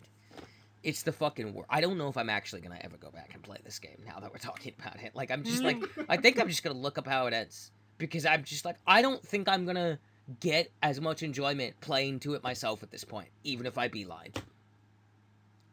Because, like, even if I beeline, I'm still just kind of in my mind be like, wow, look at all that stuff that's not interesting. Look at all that waste of time. Even though I'm not doing it, it's still gonna bother me. What a shame. What a shame. What a shame. Anything else you've been playing before I take over? As we're at the hour. Hey, you know what? We're doing good for 3 people. We're only an hour 30 in. Destiny 2. Oh my god, yeah, fuck, I forgot about that. Yeah, I've been playing that too. Yeah, take it away then, yeah. Well, it's a good thing we did all our sound checks. Yep, we finished the campaign. Finished nice. What's it called? So you know that 12-man like yeah, well that's thing? the end of the campaign. Yeah. So yeah, Excision, yeah. That, the Avengers Endgame thing. Like Endgame. That felt oh like yeah, no, it's Avengers big Endgame. It's big Endgame. I mean, you could tell that's what they're going for too. It's all the warriors are here. Look, it's everybody. like yeah, it's like Guardians Assemble. Yeah. We get it. It's cool. You know, it's the big moment. It's cool. And it's almost like kind of silly of an ending, really. It just kind of makes the Witness seem like a fucking loser because he just kind of gets bodied. Like, and it was just like, oh, all we had to do was make some friends along the way and then just the power of friendship, really? Okay. Like, he just kind of gets bodied. Like, it's like the fact that, like, his canonical death is that and not the raid makes him seem like a fucking chump. We literally, like, fucking Captain Planet with our ghost, the beams of light. Like, it's so stupid. Yeah, like, it was cool, but the whole time I was just like, this is really, like, making me feel It's like removing any of the intenseness that villain had. I feel like it's kind of a sloppy ending, honestly. It's like, it's cool visually, and it's like, it's kind of a hype moment, but, like, the Witness was, like, fucking dudes up. Right? Like, that shit was scary. Yeah. Especially, like, early on when he's just, like, turning people into, like, fucked up MC Escher living statues and, like, the things we had to do to get here and the shit we learned about his origins, and then he just goes down like that. I don't know. It just kind of felt like, oh, you didn't know how to tie this up as cleanly as you thought, did you? Like, it ends, but, like, I'm like, ooh, oh, that's really? I'm just like, I mean... okay, I guess Goku just trained really hard and did one Kamehameha, and that's all that was. Okay. We did 12 Kamehamehas. Yeah, but it was just, like, lame. It was just, there was nothing to it. There was no threat in that fight. And that feels bad to me. Well, I'm like, this is, like, the big bad that you've been building towards since Destiny 1 Vanilla Open Beta. Right? Like, and it's like, bro, it's the wettest, flaccidest, finishing ever. It's just so stale. It's so bad. Because it's just like, oh, there was never a threat. Because you just completely undermined his, like, presence of threat so aggressively here at the end that it, like, went back in time and redid my memory of those crazy, scary moments with him. To not be that. And it, like, retroactively went back and made him look like a fucking loser the whole time. which just makes us look like idiots. And I'm just like, oh, this ending kind of isn't great, considering the build-up of the last, like, 3 expansions and the year of content after, right? Was pretty fucking solid writing, and then you just kind of completely dropped it. Like, you're doing the perfect combo, you're about to win the championship at EVO, and then you dropped the last jab and then got blown the fuck up. They EVO 37'd themselves. It's kind of bad, actually, the more I think about it. Like, it's, like, just really, like, not great. It's fun. It's cool to watch, right? But, like, it was fun to play. But, like, I enjoyed that. The fact that, like, it was just like, oh, the witness killed everyone. And just respawn, go back up and do our super lasers. And it's just like, oh yeah, this is a video game now. You chose to end it like a video game. There was no... I was like, fucking Christ, you brought Cade back just to kill him again to bring the ghost back, which makes our ghost sacrifice completely in vain. And I'm just like, bro, I was like, I wanted stakes. I wanted to, like, yo, Zavala fucking bites it. Head ripped That's what I was thinking. I was like, yo, Ikora fucking gets mega wounded, barely makes it out. Vanguard is now Crow and fucking crippled Ikora. I wanted you did it, but fucking barely.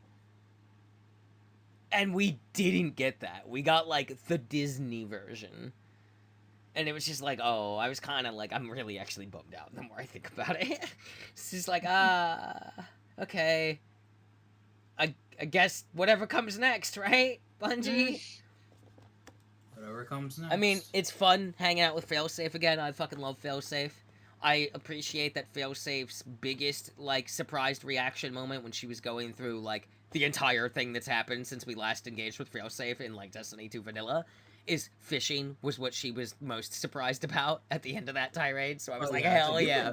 Girl's got her priorities in order. She knows where the real game is.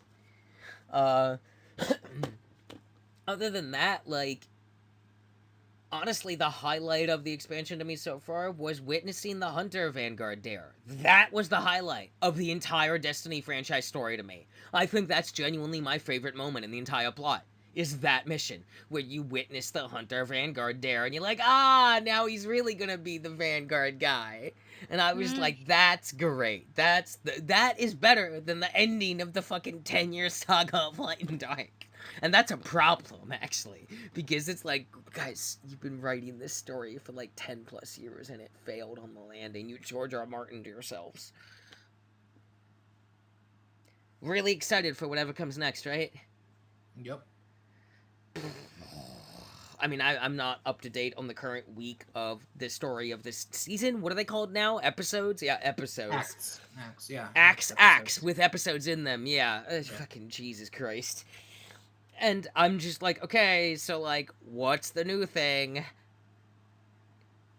And it just kind of... I mean, we're early on, so nothing's happened yet, but I'm like, okay... really hoping for something here. I mean, the game's fun to play, as always. Like, you know, I enjoy playing the game, but the ultimate ending of this massive saga feels like a huge kind of just not a good landing on that regard. And we just kind of seem to be doing nothing afterwards. And I'm just like, oh, so we couldn't stick the landing after 10 plus years, and we have no idea how to carry forward at all. Okay. So, I mean, I'm gonna keep playing it and given, you know, we're early on into the new content, but, like, so far, I'm just like, okay, the follow-up has to be extra good now, because the wrap-up of The Light and Dark, The Witness, was lackluster as fuck in the long run, right? Cool visually in the moment, but contextually and conceptually, bad. And just gets worse the more I think about it now. Like, I don't give a fuck about that mission. Like, doing the mission itself is cool, but that being the end of the main villain of the entire IP so far is really a big letdown, and I'm like, the follow-up has felt just as weak, and I'm just like, I don't know if you can retain a player base if you don't start coming out swinging really soon. there were people on social media like dissecting various things people from Bungie have posted, and the rumors circulating of Destiny 3 again, and I was like, bro, if Mm, you like try to sell me a Destiny 3 after that kind mm, of super bummer kind of nothing sandwich ending, and you're like, okay, I'm gonna be like, okay, so there's no way all my weapons carry over. There's no fucking way. Okay, sure. What is carrying over then? Because you also mm. just gave us Prisma class, subclass, which is combine all the subclasses light and dark into one and let you mix and match with limitations. It's not like true mix and match. It doesn't have everything of every class, but it does still give you the most like fluid variety builds you've ever seen, and it's without a doubt the most power we've ever had. It's insane. It's insane. And even comes with a new like special super mode mechanic that like we are ridiculously strong right now. And it's like, okay, but this is the most fun subclass you've ever made. So Destiny 3 weapons probably won't carry over. No gear will. We're getting the Prisma class, right? Like right out the gate with everything. Like I just don't see how you can go into a Destiny 3 now Yeah. and not lose the entire player base. I don't think you can get away with it again. I think the game has had too many ups and downs. Whereas, like, you look at something like Diablo, right? But the Hmm. gap between Diablo and an expansion and the next Diablo is massively longer with each time. Blizzard notoriously known for taking forever to get a game out. Like, people were waiting like a decade for Diablo 4, right? And Yeah. we only just passed a year, like, last month. The first expansion comes out in October. Like, and Diablo's games seem to do better on their long run. Like, in Diablo 3 wasn't even designed to have that long of a run. It had like 33 seasons and a full expansion. Diablo 4 is designed to do that in the long run, and it's like, say what you want about Blizzard, but like they must understand something well enough that like WoW has gotten along as well as it has, even with massive down moments, and still kept Hmm. chucking. And even though it's like maybe dying out still, it could still resurge and live, just not as the number 1 and 2 MMO, because it is that big. It has stayed alive long enough that it can take some big hits to that player base before WoW is like actually in danger, right? Like it's like a billionaire. They can afford to lose a couple hundred mil here and there. They're a billionaire, right? It's not Yeah. gonna break them. It's kind of Yeah. like Call of Duty. It's too big to truly die. Not really, but the amount of like massive lows it would have to have for like a decade straight probably still wouldn't be enough, Yeah. because they've had like 4 to 6 years of bad CODs, and then all it takes is one half decent one and we're all back in, right? Like, Yep. but Destiny has done like a much more aggressive back and forth, which means it feels like there's more highs and lows when it's probably roughly the same amount. But the difference is Destiny content was coming out way quicker and almost always felt rushed, and like there's been so many changes of hands and how the development has gone, and then the whole sunsetting era where they just hard wiped content that's still never come back. There has been, the lows have been real low, and the pendulum has swung so much that it feels like you're just seeing the lows more often. And now with this Hmm. end being this, and then going into the nothing after, and they've changed what it is again. It's not seasons, but there is still seasons. But they're bigger now because they're acts, but they're episodes. It's getting more confusing, right? And Yeah. it's like, okay, so you're really muddying the waters in the terminology of the structure of your live service, which is not a good sign. And then on top of that, your big finale of your original live service thing that's changed its own nature 3 times, I think, landed poorly in the end, and then kind of fizzled out into the new nothing we're doing now. And it's like we're hearing rumors about Destiny 3, and I'm just like, bro, I don't want to hear the words Destiny 3. Like I can only imagine Destiny 3 just being like something completely different at this point. Like they have to like change it up or I something think like I that. might have talked to somebody, maybe one of you, about this, as I've said that, like, I think the only way to go forward at all for Bungie for this is that Destiny needs to. Destiny 2 stays as it is, and you just. Whatever you're doing with that, that's what you're doing with that. I don't even fucking care anymore in the long run. But Hmm. you don't think of the words Destiny 3. Because that's. I feel like you don't survive that as a company that's barely making money, apparently. Um, and, like, I think the smart survival better business decision is you maintain Destiny 2 even if maybe you slow down the amount of content you're putting out, right? do something that lets it be a little more steady, even if you have to not do it as often, and you'll lose people, but you'll just have to deal. I think to make money now, ideally, you should start looking at Destiny not as a franchise, but as an IP address, right? Mm-hmm. Give me a Destiny, like, survival horror game, right? Give me a Destiny, like, DMC action story single-player game. Start doing other stuff with this name, this title. You could go a lot of places with this franchise and probably do well with it and make it an IP and just be like, yeah, it's the Destiny universe. It's all in the same universe, but this game is a survival horror game. This game is like a God of War. This game is like an Uncharted. This game is like a blah, blah, blah. Over doing, here's Destiny 3, so we're gonna ask you to restart again with absolutely nothing's carrying over, so you're gonna feel weaker than fucking ever, because we just gave you all the power in the world, and we're starting over, so then you know that the first launch is gonna feel so bad, because there's not gonna be really anything to do, and then 3 years of expansions later, maybe we have a game you want to play. After you've spent, like, another $400 already, with how much games cost now. And it's just like, I just don't see that being a viable option in the long term. But at this point, also, Destiny 2 is just getting so bloated again. And it's just like, yeah, this is the problem with live service games that you want to go on forever, is you have to be really, you need to focus on quality content more than quantity, because the quantity part is easy to do in the short term comparatively, but then you end up with a game that's like 400 fucking gigabytes of crap no one fucking plays. But when you take it out because no one played it, people are mad at you. Like, you can't win this. You're not gonna succeed in a live service game the way you want to, or that your publishers or investors want to, or just in any way. Like, you should focus on longer term, quality needs to be the focal point, and yeah, maybe that means you're not doing a fucking expansion every year sometimes. Maybe it means you do an expansion every 2 or 3, and then you have your free updates that roll out. That's basically kind of how Warframe does it, is we kind of get like an MSQ every year, but a lot of times, the new MSQ that just came out, it was like a 15-30 minute quest. That's it.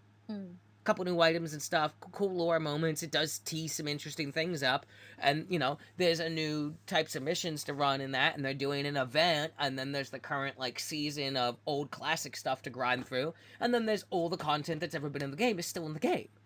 And it's like, yeah, that's not a lot compared to what Destiny just dropped, but Destiny already feels kind of nothing. And it's like week 2 into this season, post the biggest expansion, the highlight moment of their thing, which landed poorly, whereas Warframe's doing crazy shit. I'm like, oh my god, what is happening over here? This is so interesting. And, like, I don't know, it's just like they respect my time more, because it's like, yeah, Warframe puts out the content on smaller scale and less frequency, but the content quality is through the fucking roof comparatively. Whereas you're giving me a lot of content, but a lot of times I'm ignoring a lot of it. I'm just like, I don't care. This isn't worth doing. And it's just, yikes. I feel like saying the words Destiny 3, and it's just another looter shooter.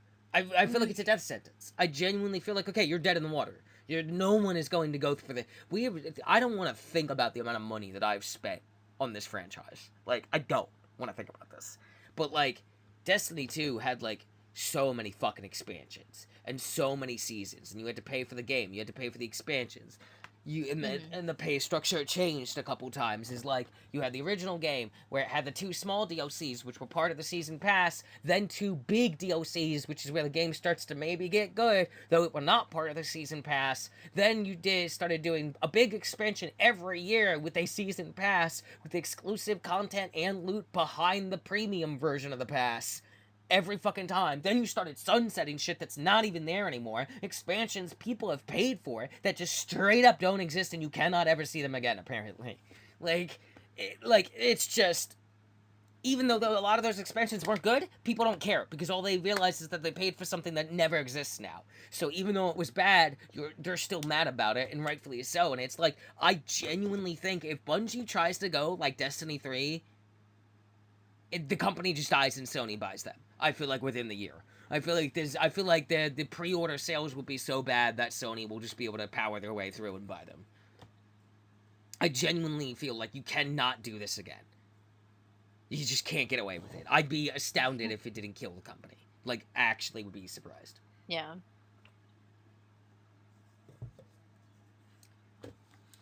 I see, Vaughn, I see that you're back. I saw that you had to go for a second. Yeah, I mean, I can't, like, I don't know, unless you have more you wanted to say, Vaughn, on it? I mean, yeah, it's gonna be interesting on how things roll out. Mm-hmm. Like, I'm hoping, like, with this whole ending now, like, something else comes in that makes it, like I guess improves upon the game, because, like, I really do love Prismatic.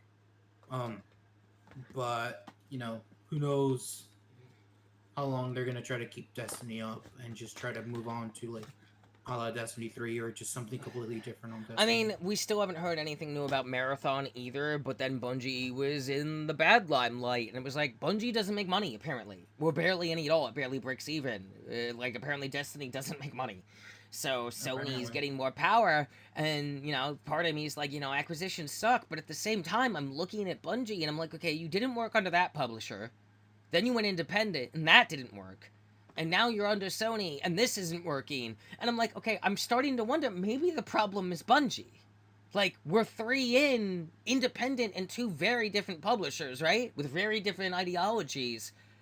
And it doesn't ever seem to be working out, and you've restructured your live service thing like 3 to 4 times. And it's just like, well, I'm beginning to wonder if maybe the issue is Bungie and not the publishers. Yeah. It's the only constant variable in the equations. At some point, you do have to look at them and be like, are they just not going to be able to pull this off? Because, like, at the end of the day, like, yes, publishers can fuck shit up and investors and all that, but the people making the game still have to know what the fuck they're doing. Yep. And it kind of feels like they don't a lot. Which sucks because it's not like a gameplay problem. The game is fun to play, it's just the game seems to not have any sense of what it wants to be or where it's going. Yeah. And with a single-player game, I wouldn't care. This is a live service game with over a decade of live service. Like, I was just talking before you got back, I was like, I don't want to think about the amount of money I've spent on this franchise. For, like, Destiny 1, the Season Pass, which was just the 2 shitty expansions, then the first proper expansion, then the second proper expansion, then Destiny 2, then Destiny 2 Season Pass with the 2 shitty expansions, then the proper expansion, then the proper expansion, then there was like 3 or 4 more proper expansions, but these also had Season Passes in those expansions that had the year-long content between that and the next expansion, which was canon crucial story, and like activities you couldn't do for a while. Like, it is so much money. I think people who have played Destiny the entire time have probably spent more money than people who have played Warcraft the entire time. And Warcraft has been around for like 25 years. Yeah. And you pay to subscribe to Warcraft to be able to play it even, and then you had to buy every expansion, right? Like, and I think Destiny cost me more money than somebody who's played Warcraft the entire time. Which is insane. That's saying something. By like a couple hundreds, I think. Like, I think it's not even close. And it should be not close, but the other way around, because one's more than twice the year span. Yeah. But, like, it's not looking good. It isn't really at all. He muted again, which means his dog or something interrupted him. But luckily we have a guest, so we don't have to have a weird silence where I have to pause and then unpause the recording. But I yeah, like... personally had a ton of experience with Destiny, although that is one of the first games that my wife and I ever played together when we were dating, which that's really cute and a throwback, but also, Jesus Christ, that means it's been 6 years since I've touched Destiny or Destiny 2. And I don't know a lot about it, but I feel like every time the game is brought up, that is the first thing that comes to mind is microtransactions. Fucking suck. Yeah. Yep. What does it say about me that when you said that? Gosh, that means it's been 6 years since I touched Destiny, and I desperately wanted to be, but not 6 years since you touched your wife. Hey. Hasn't even been 6 days. Do we have anything good to say about this franchise? I feel like we've been like shitting on it the entire time, and me and Vaughn play this game, and I have a good time playing it. But then when I stop playing it and think about, like, the longer scale, I just get depressed. That's why I keep stopping. Yeah. Because I just realize it's just gonna die. It's just gonna die and go nowhere. And it sucks because the game is still very fun to play. The shooting, the movement feels really good most of the time. The missions are fun, but it's just like, oh, you just don't have a plan still. It sucks. I fear that Marathon will never come out, and I'm not the biggest. I don't care about battle royales. I do prefer extraction games, but like I'm not even keen about it. It's just like I want the game to come out and look like it did in the crazy ass trailer with that aesthetic, please. That weird like hyper saturated everything's plastic in the future vibe.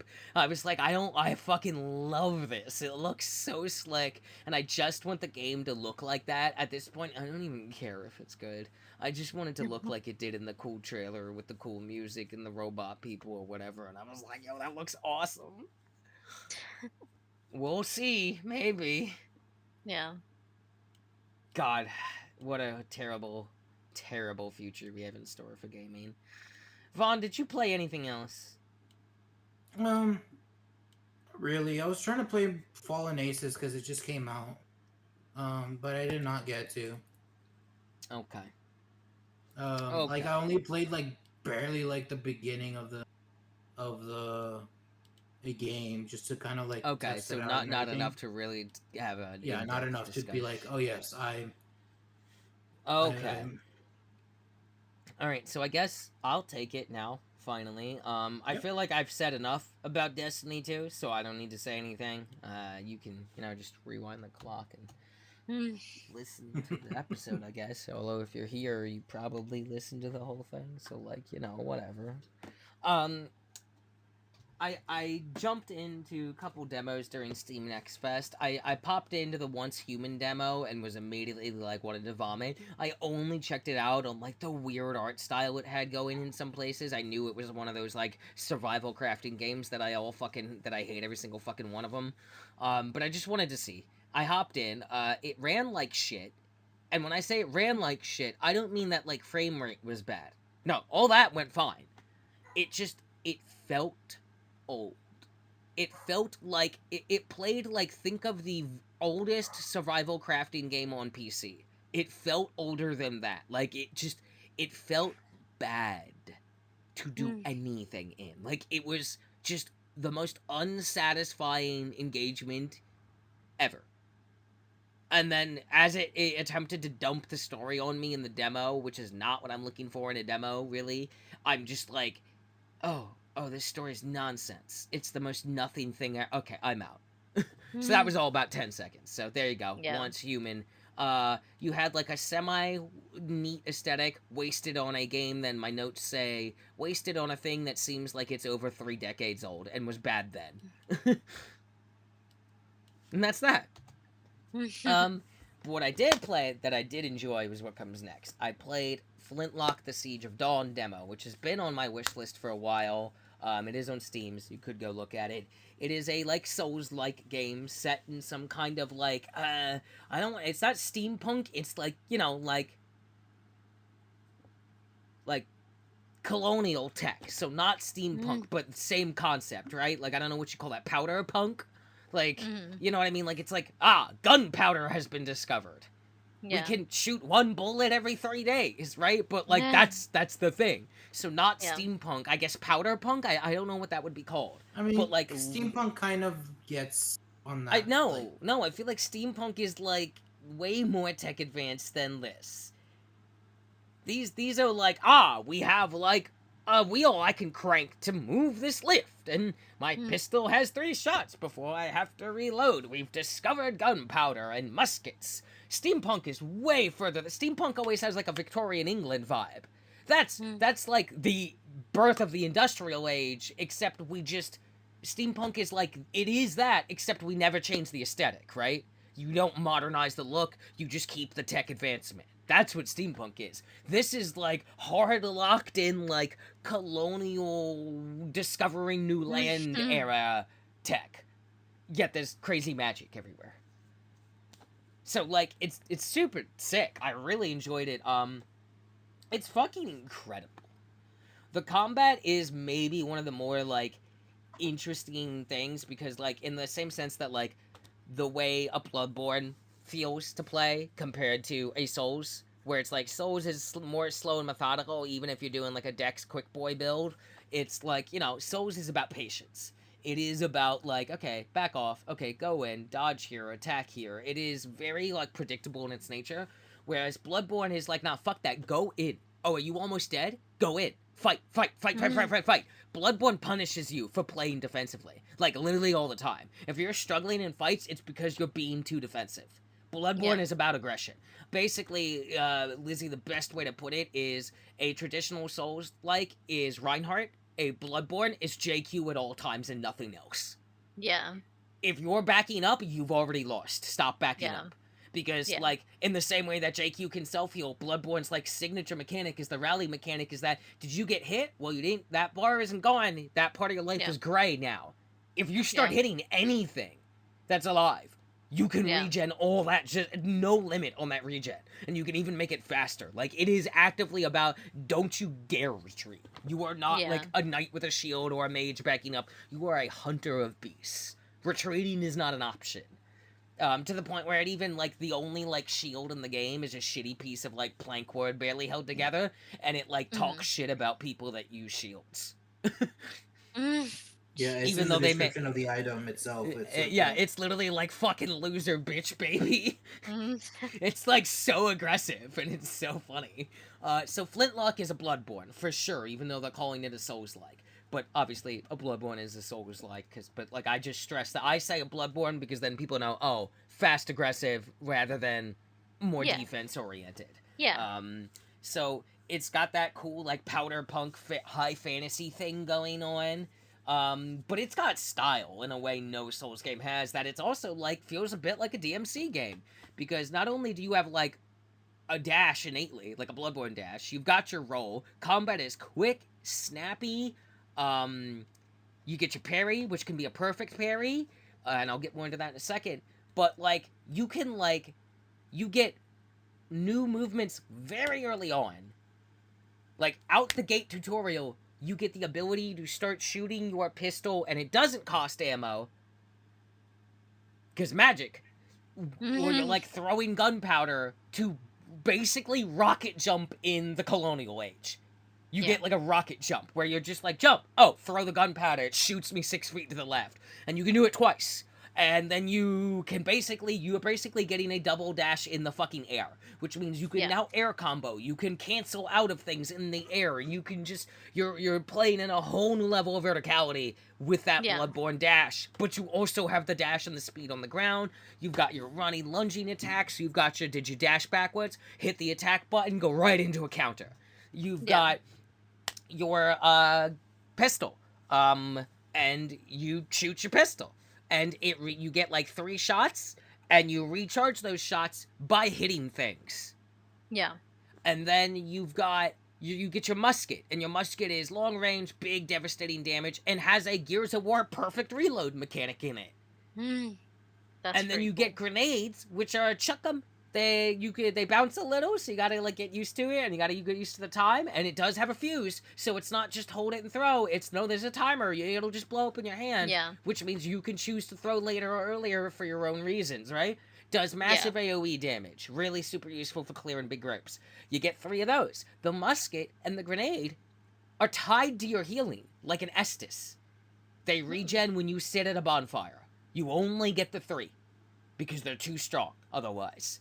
So, like, your healing and your big AoE and your long range, almost instant kill or just delete a person's armor move is tied to your healing. I don't know if you can get it upgraded. I was able to upgrade my healing to have more healing often and have more before I ran out. You might be able to upgrade the musket and stuff to do that. I don't know. It wasn't in the demo. And you couldn't look at any skill tree upgrade stuff that wasn't in the demo. There was nothing there. It just said this isn't in the demo. And on top of that, there is a neat little, like, way to gamble with your souls. So in Lords of the Fallen, the one that game that came out, there was, like, a soul mechanic there. I say souls is, like, the XP you earn regardless of what it's called. in Lords of the Fallen, when you went to the Umbral realm, which is like their unique gimmick, is you lift the lamp of the dead and you go into basically a whole nother level in the area you're in, but that's the Umbral world version, and it's completely different enemies and architecture and aesthetic and design. Um, Mm-hmm. and it's also where you get sent in that game. If you're alive and you get killed, you die and come back there, so you get a whole extra life for free. But if you're already there and go down, you just die. And when you're in there, the longer you're in there, the multiplier for how much souls you're getting from doing any of the things that give you that goes up. Mm-hmm. But the more dangerous it becomes, more enemies, they get more aggressive, to the point where if you're in there a long time and the eyeball fills up all the way, you get hunted by like a super boss that you cannot kill. So it's like a gamble of, oh, do I go in here early and just try to play it real cheesy to get extra levels to go back out and buff myself before the boss? Now, in Flintlock, they've done a similar concept of like a mechanic where you gamble the XP, right? Except I think theirs is infinitely more interesting because it's way fucking meaner. Mm-hmm. So, in this game, there is a style multiplier, like a Devil May Cry combat style multiplier, that encourages you to mix up your play style and not just play one way and mash one button. And as you keep mixing it up, your XP, your souls, your runes, whatever they're called in this game, I forget, keeps multiplying over and over. It scales infinitely. However, if you get hit and take damage even once, it turns the multiplier off, puts it at 0, and cashes out what you earned. And you still get it, but now your multiplier is gone for taking any damage at all. And it resets. And of course, if you die, your souls are on the ground and you gotta go get them, and if you die before you go pick them up, you lose it. Which means if you were like really trying to be saucy and gambling and didn't cash out before a boss fight, and you took a hit there and the multiplier turned off and then you died, right? Because you're probably like, my multiplier, and it fucks with the mental. Mm-hmm. You're now dead. You gotta get all the way to the boss and not die to pick up all those souls, and you could be sitting on like 30 levels. I was able, just in the demo, to get that multiplier up to like 50. Jeez. 50 times what I was earning. Then I went into a boss and one-shot it, and I walked out with like 30 levels. I had more levels than I had skills to earn in the demo by like quadruple the amount. But before I could do that, I spent hours losing the multiplier to like the slightly harder enemy before the boss, just getting caught by one little arrow. Oh, that's the worst. When you're styling on the more dangerous enemy and a guy you didn't know that was aggro to you on a roof like chucks a fucking pebble at you and it kills the multiplier, and you're just like, oh, fucking tilt off the planet. You just kill yourself and you just got, I don't want to play anymore. It is the meanest Souls gamble system I've ever seen, and I fucking love it. Because it's calling you out the whole time. It's like, oh, you want the levels now, bitch? Okay, play perfectly forever, asshole. Yeah. Never get hit. Ever. It's so cruel. Like, it's so mean, and I love it. I really like that, like, you're, like, hot swapping your weapons, so which means you can switch very quickly from your heavy gun, the musket, and grenades, because they're in the same item slot, but you can literally shoot, switch before you even reload to grenade, chuck it, switch back, and do your time to perfect reload. Like, it's very intuitive, it's very cool. I really think it's really neat that it's tied to the Estus mechanic, because I think that's really interesting, because that's essentially, like, your spells equivalent, and they're good. They're really good. But it's like, no, they're tied to your Estus, which means, yeah, they refill with the bonfire. But so do all the goddamn enemies. Yeah. So if it's taking you all your grenades and muskets to get to the boss every time, then you need to either learn to beat enemies without that, or just you face the boss without that. But then at the same time, it's like, it's also taking your healing. It's very asking much of you to, like, engage with the versatility of the game. Yeah. Because, like, you can shoot the pistol while in the air, you can chuck grenades while in the air. I was unlocking moves that have, like, drop-down attacks, like Assassin Ghost of Tsushima style, just jump down and do the kill. There is an armor mechanic about, like, breaking armor to stagger people. There is Heavy light attacks. There was skill stuff about like switching to, okay, light attacks take less stamina but like do less, but like you get to do them more, stuff like that. And oh, it's just the cat on the side of the door being insane for some reason. Hang on. What the hell?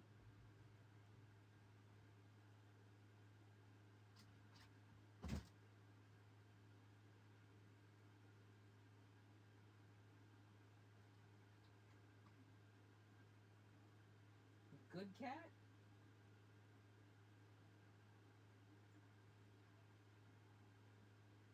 Oh, okay, I see. Sorry, it's the cat's like losing it because there's a moth on my door. Anyway, wow, he's been gone a long time. This motherfucker. He's missing the whole. I'm gonna have this whole conversation again. We should have just paused if he was gonna be this long. Oh my god. Okay. I'm gonna keep talking and hope he comes back soon. And if not, we'll pause and take a breather because I don't like to just not have him here for too long of the show. Yeah, it's super interesting. I really like it. It has a really fun little mini game, like a kind of chess mini game to do with people to unlock stuff. The lore has been really neat. I really like the setup of the world and what's going on with it and the characters and the way it's engaging. I'm super gay about the character you play as. She's such a cutie. You get like a little magic god fox companion that does magic stagger, and that helps you if you fully fill up the stagger meter with his magic. You can like one hit an enemy, and if there's somebody with armor, it guarantees you pull the armor off of them, which makes them easier to fight because armored people can't be staggered, so you gotta like keep an eye on them at all times. Your parry, successful parry, no damage. A perfect parry, no damage, and you get to immediately follow up with a guaranteed critical hit. Which, if they're an armored person, you perfect parry them, you just rip the armor right off them instantly. So again, like combine that with dodging, dashing, rolling, aerial dodges, backward and forward in any fucking direction you want, double jumping, fucking backstepping into an attack, heavy, light attack, the musket, the grenades, counters, perfect counters, the magic fox guy has an upgrade path that like you can already, there's some different stuff, you could go more AoE, or you could do better target lockdown. Right? Like, there's all kinds of things. I was picking up different weapons. I had gotten a fire axe that was, like, offering me different traits. And instead of what I thought would be like, okay, when you get a new hatchet, you just pick which one you're gonna have equipped. No! You get to hold 2. You just switch which one's currently in your hand. It doesn't make you choose. You get 2. And I think you get 2 of the pistols and everything is that those are your weapons. You can hold 2 of each. So there's more than 2 of each of the game, but it's like, I've got a fire axe, and then I've got this axe for bleed. And I don't have to, I'm not running one, I basically have a loadout, and I'm just hot swapping, which means if you do it right, you can string together combos with them to keep your style meter going. You can go in with the fire axe, dash back out, switch, because it's literally just tap the left D-pad, switch your other axe to your other one, and then start swinging immediately, because you just did a back dash, so now you get a counter swing in. It's super fun. It's incredible. Visually, really cool art style, very unique.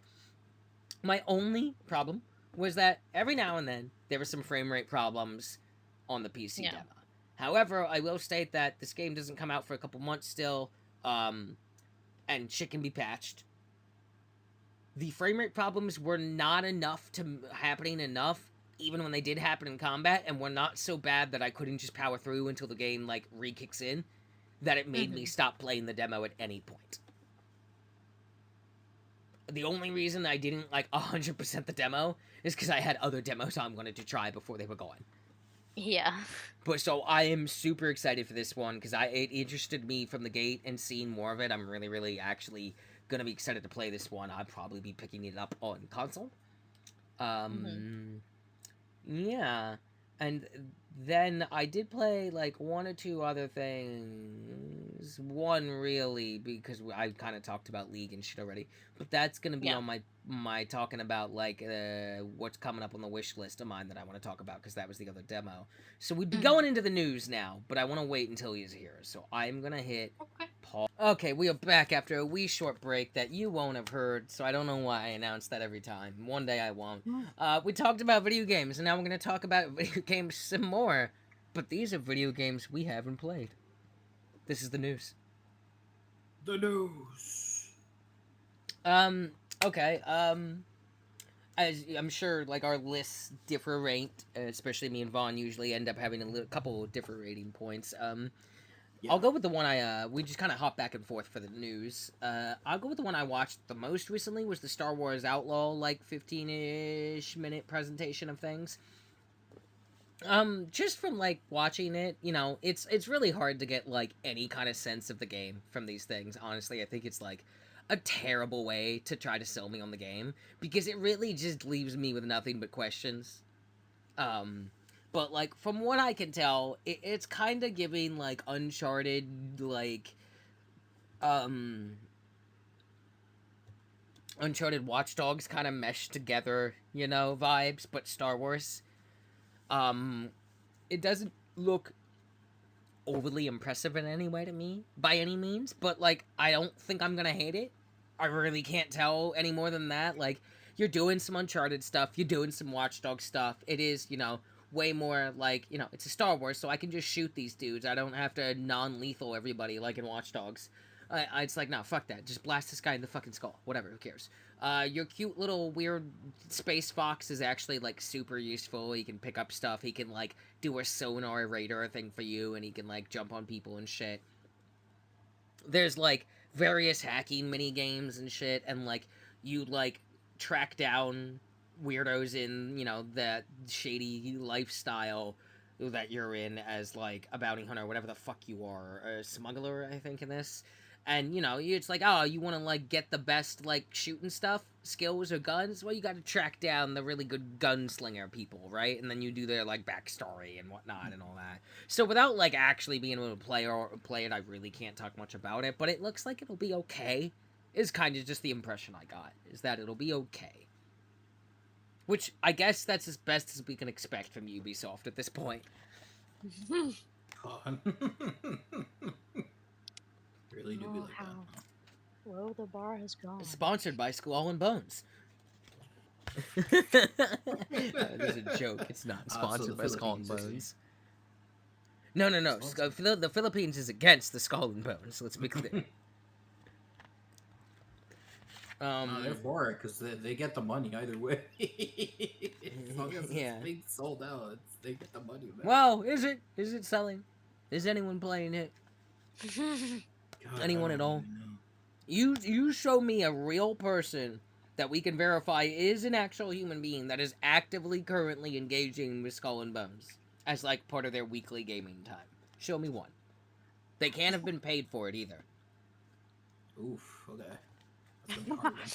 The list just went down of anyone who was being thought of. They also can't be convinced by their friend or playing just because of their friend. It has to be actively their choice to go play it. They have to be doing this because they like it. Show me one. I'll wait. I'll wait about as long as you'll be waiting for a Parasite Eve game. At least I think. At least my dreams of Parasite Eve will outlast Skull and Bones. So you know.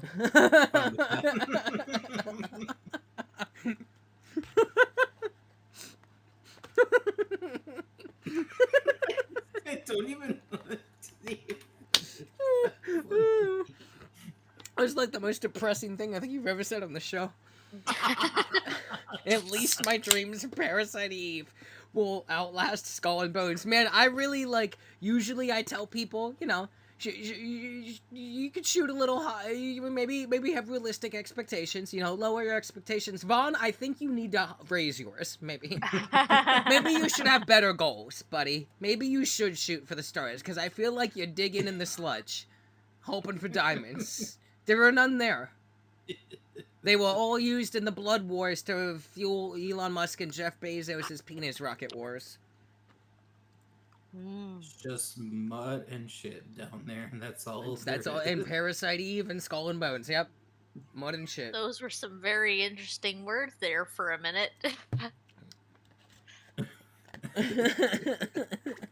This is a podcast about video games. Yeah, this is a podcast. This is definitely a podcast. Definitely a podcast. Definitely a podcast for sure. Stella verified. It's verified. It's a podcast. Yeah. Yep, verified. Checks out. Yep, there it is. News. Let's talk about news. I'm eating, so somebody else hit me with some news. I mean, are we gonna do like the summer game show news, or is that gonna be like a thing? I mean, did I separate this? I don't think I did. No. Maybe. I mean, I have lots of news here, but like, I don't think I categorized it in what was from what, because June was just every fucking game show thing ever happened, and I did not watch all of them, because how could you? So yeah. I wrote down things I gave a fuck about talking. I didn't label where they come from. I don't remember. I guess for news wise, honestly, funniest thing. Wait.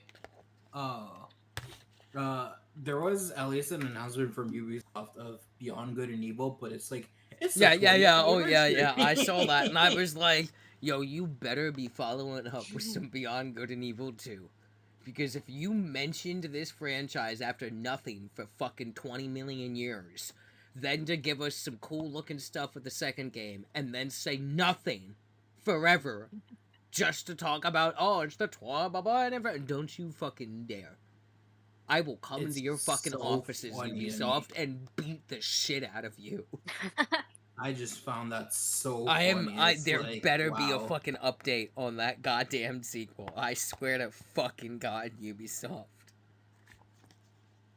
No. Never.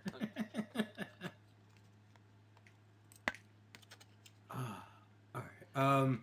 So, I mean, there was that. I think, for me, one of the particular things that at least I will say, because, well, the Nintendo Direct does fall under Summer's Games Fest, but, like, it was so past that time that I don't know. How many farming simulators did they announce this time?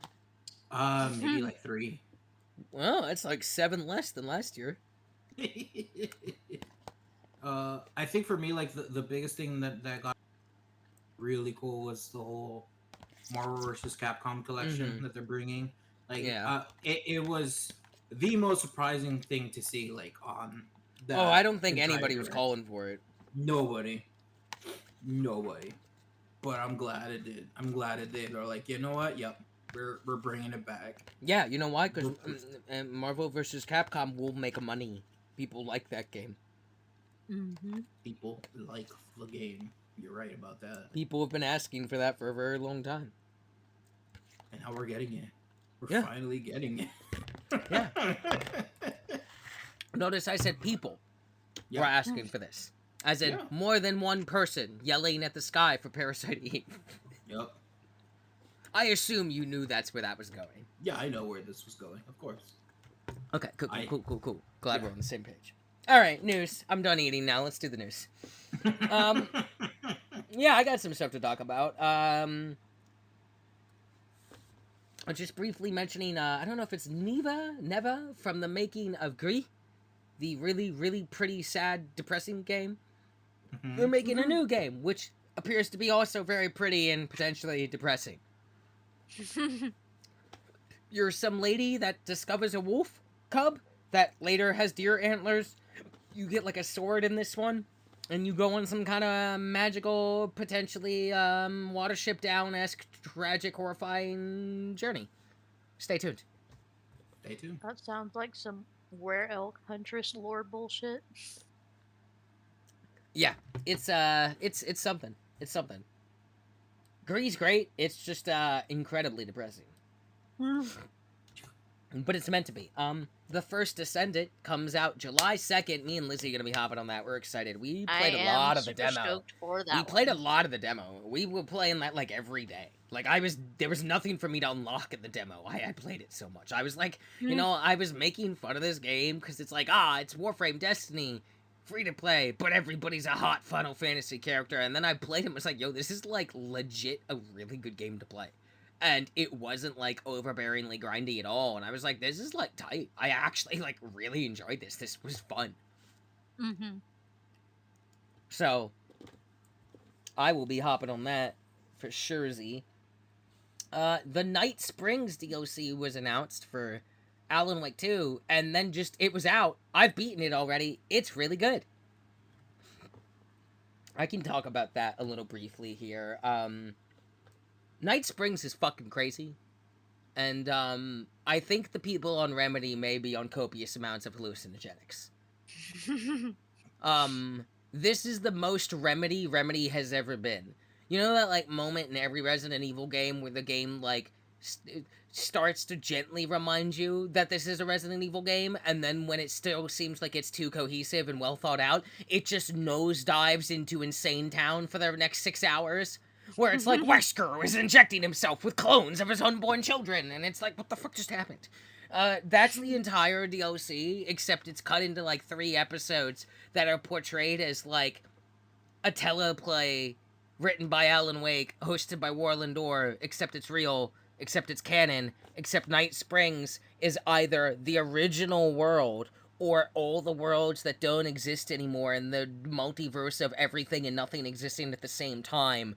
To the point where it's like, wait a minute, the Rose in the first episode of Night Springs is the person writing the lunch boxes that you discover in Alan Wake 2 with Saga, with all the crazy stories in them, from like a weird cool fanfic going on to them talking about you as the hero and how cool Alan is, and you never know who writes them the whole fucking time. And there's like upgrade pages in there to upgrade your gun power and whatever. Yeah, they're being written by the Rose from an alternate timeline where they're in Night Springs, where she saves the day with, like, shotguns and stuff, and you fight Shadow War. It's fucking insane. They're insane people.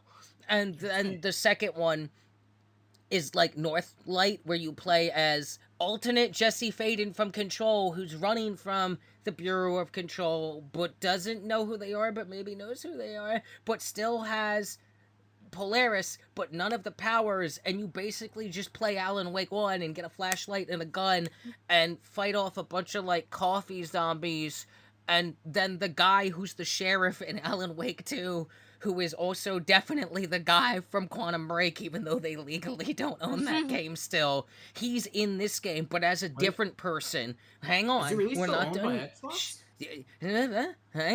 Hang on, we're not even close yet. We got one more episode to go over.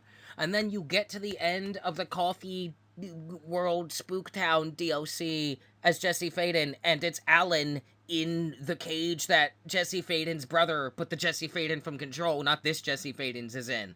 And he says the line your brother says is, "Let me tell you about a dream I had." And then that's the DLC. And then you fucking go to the last one called Time Breaker, and then you proceed to realize that everything that just happened was the warm-up, because we're gonna give it some gas. Because we weren't giving it enough gas before, apparently. Because I guess you didn't know this game is about multiverses. So now I, Sam Lake, am in the DLC talking to you as Sam Lake. You, the character you're playing, is Sean Ashton, the actor that plays the character in Quantum Break, who is the Sheriff Tim A. Breaker, Time Breaker, in Alan Wake 2, who just gets poofed out of existence, and that's really never answered why, even though Alan runs into him in the Dark World. And all this connects to Warland Orr, the weird talk show host guy that, like, runs Alan's game that Alan wrote for himself to run so that he couldn't betray himself, because he might also be the bad guy, so that Tim Breaker could be put here, and you play through like 7 levels of different genres of games, all the way down to like a pixel side-scrolling shooter thing, and all this other stuff, and you learn that Warland Orr is killing all the Tim Breakers, but they're actually called Branch, which is the guy from the fucking Quantum Break, but this isn't him, this is just the actor Sean Ashton pretending to be Tim Breaker, who is not. And then you just fucking, like, it's all connected, it's all part of the multiverse. It ends in a fucking text game, a text game, where you type in your little answer on the screen of text and you read it, you know, like a Windows DOS game. Like, and then it fucking sends you to a place where, like, I guess all the different times branch people have died there. Warlindor might not be the bad guy. You end up fighting him. You end up meeting a different Jesse Faden, because she's in this one too, who is not the Jesse Faden of the Bureau of Control or the Jesse Faden running from the Bureau of Control. She's the Jesse Faden who's in charge of the Ripple Effect Corporation, which is a corporation that exists somewhere on this mass ladder of multiverses that is aware of the multiverse exists. Everything and nothing at all times is always there. Everything that ever was, everything that never was. It's all there at the same time, happening forever. Which means it is now unclear, is the world of Alan Wake, into its DLC, into Quantum Break, into Control, into Alan Wake 2, the real world? And Night Springs is the parallel timelines that have been snuffed out by Warlindor, maybe? Or is Night Springs the real world, and all the games we've been playing are the alternate event timelines that haven't finished playing out yet?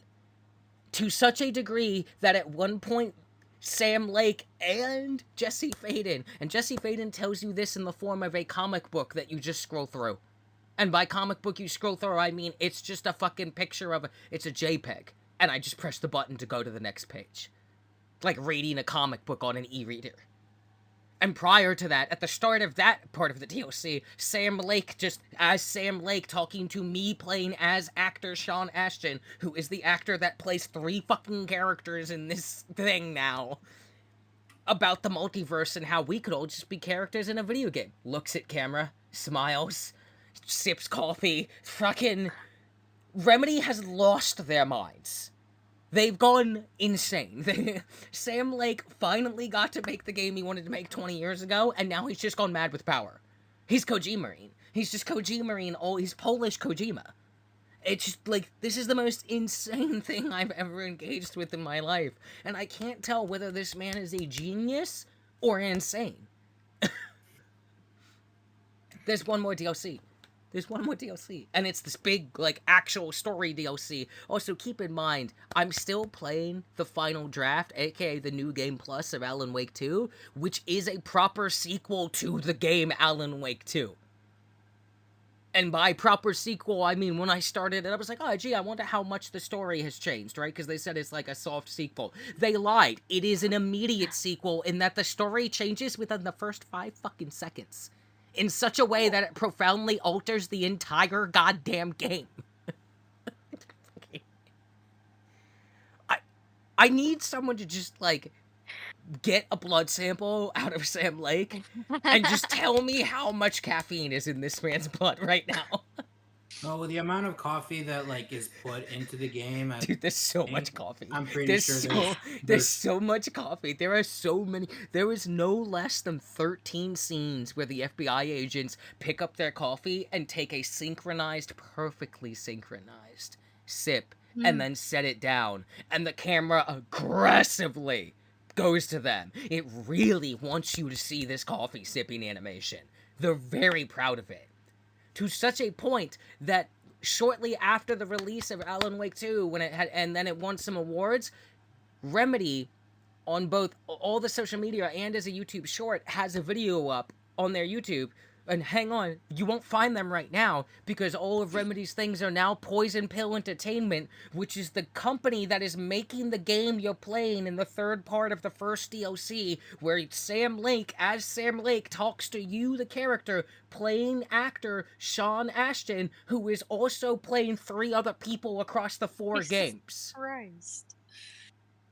There is a video of shorts of them, of social media, where it is all of the Remedy Studios holding mugs, just standing there, and then the camera slow pans around to Sam Lake standing at the top of the balcony with the mug, and he like, it like slices and shows you all of them, and they all do the exact same sip animation the FBI agents do, like 80 times in the game, where the camera makes you watch it, and it is the slowest, most deliberate, intense eye contact sip coffee ever, and then they all turn and look at their, like, Polish mountain lake beach, wherever the fuck they are, and I'm just like, what is happening here?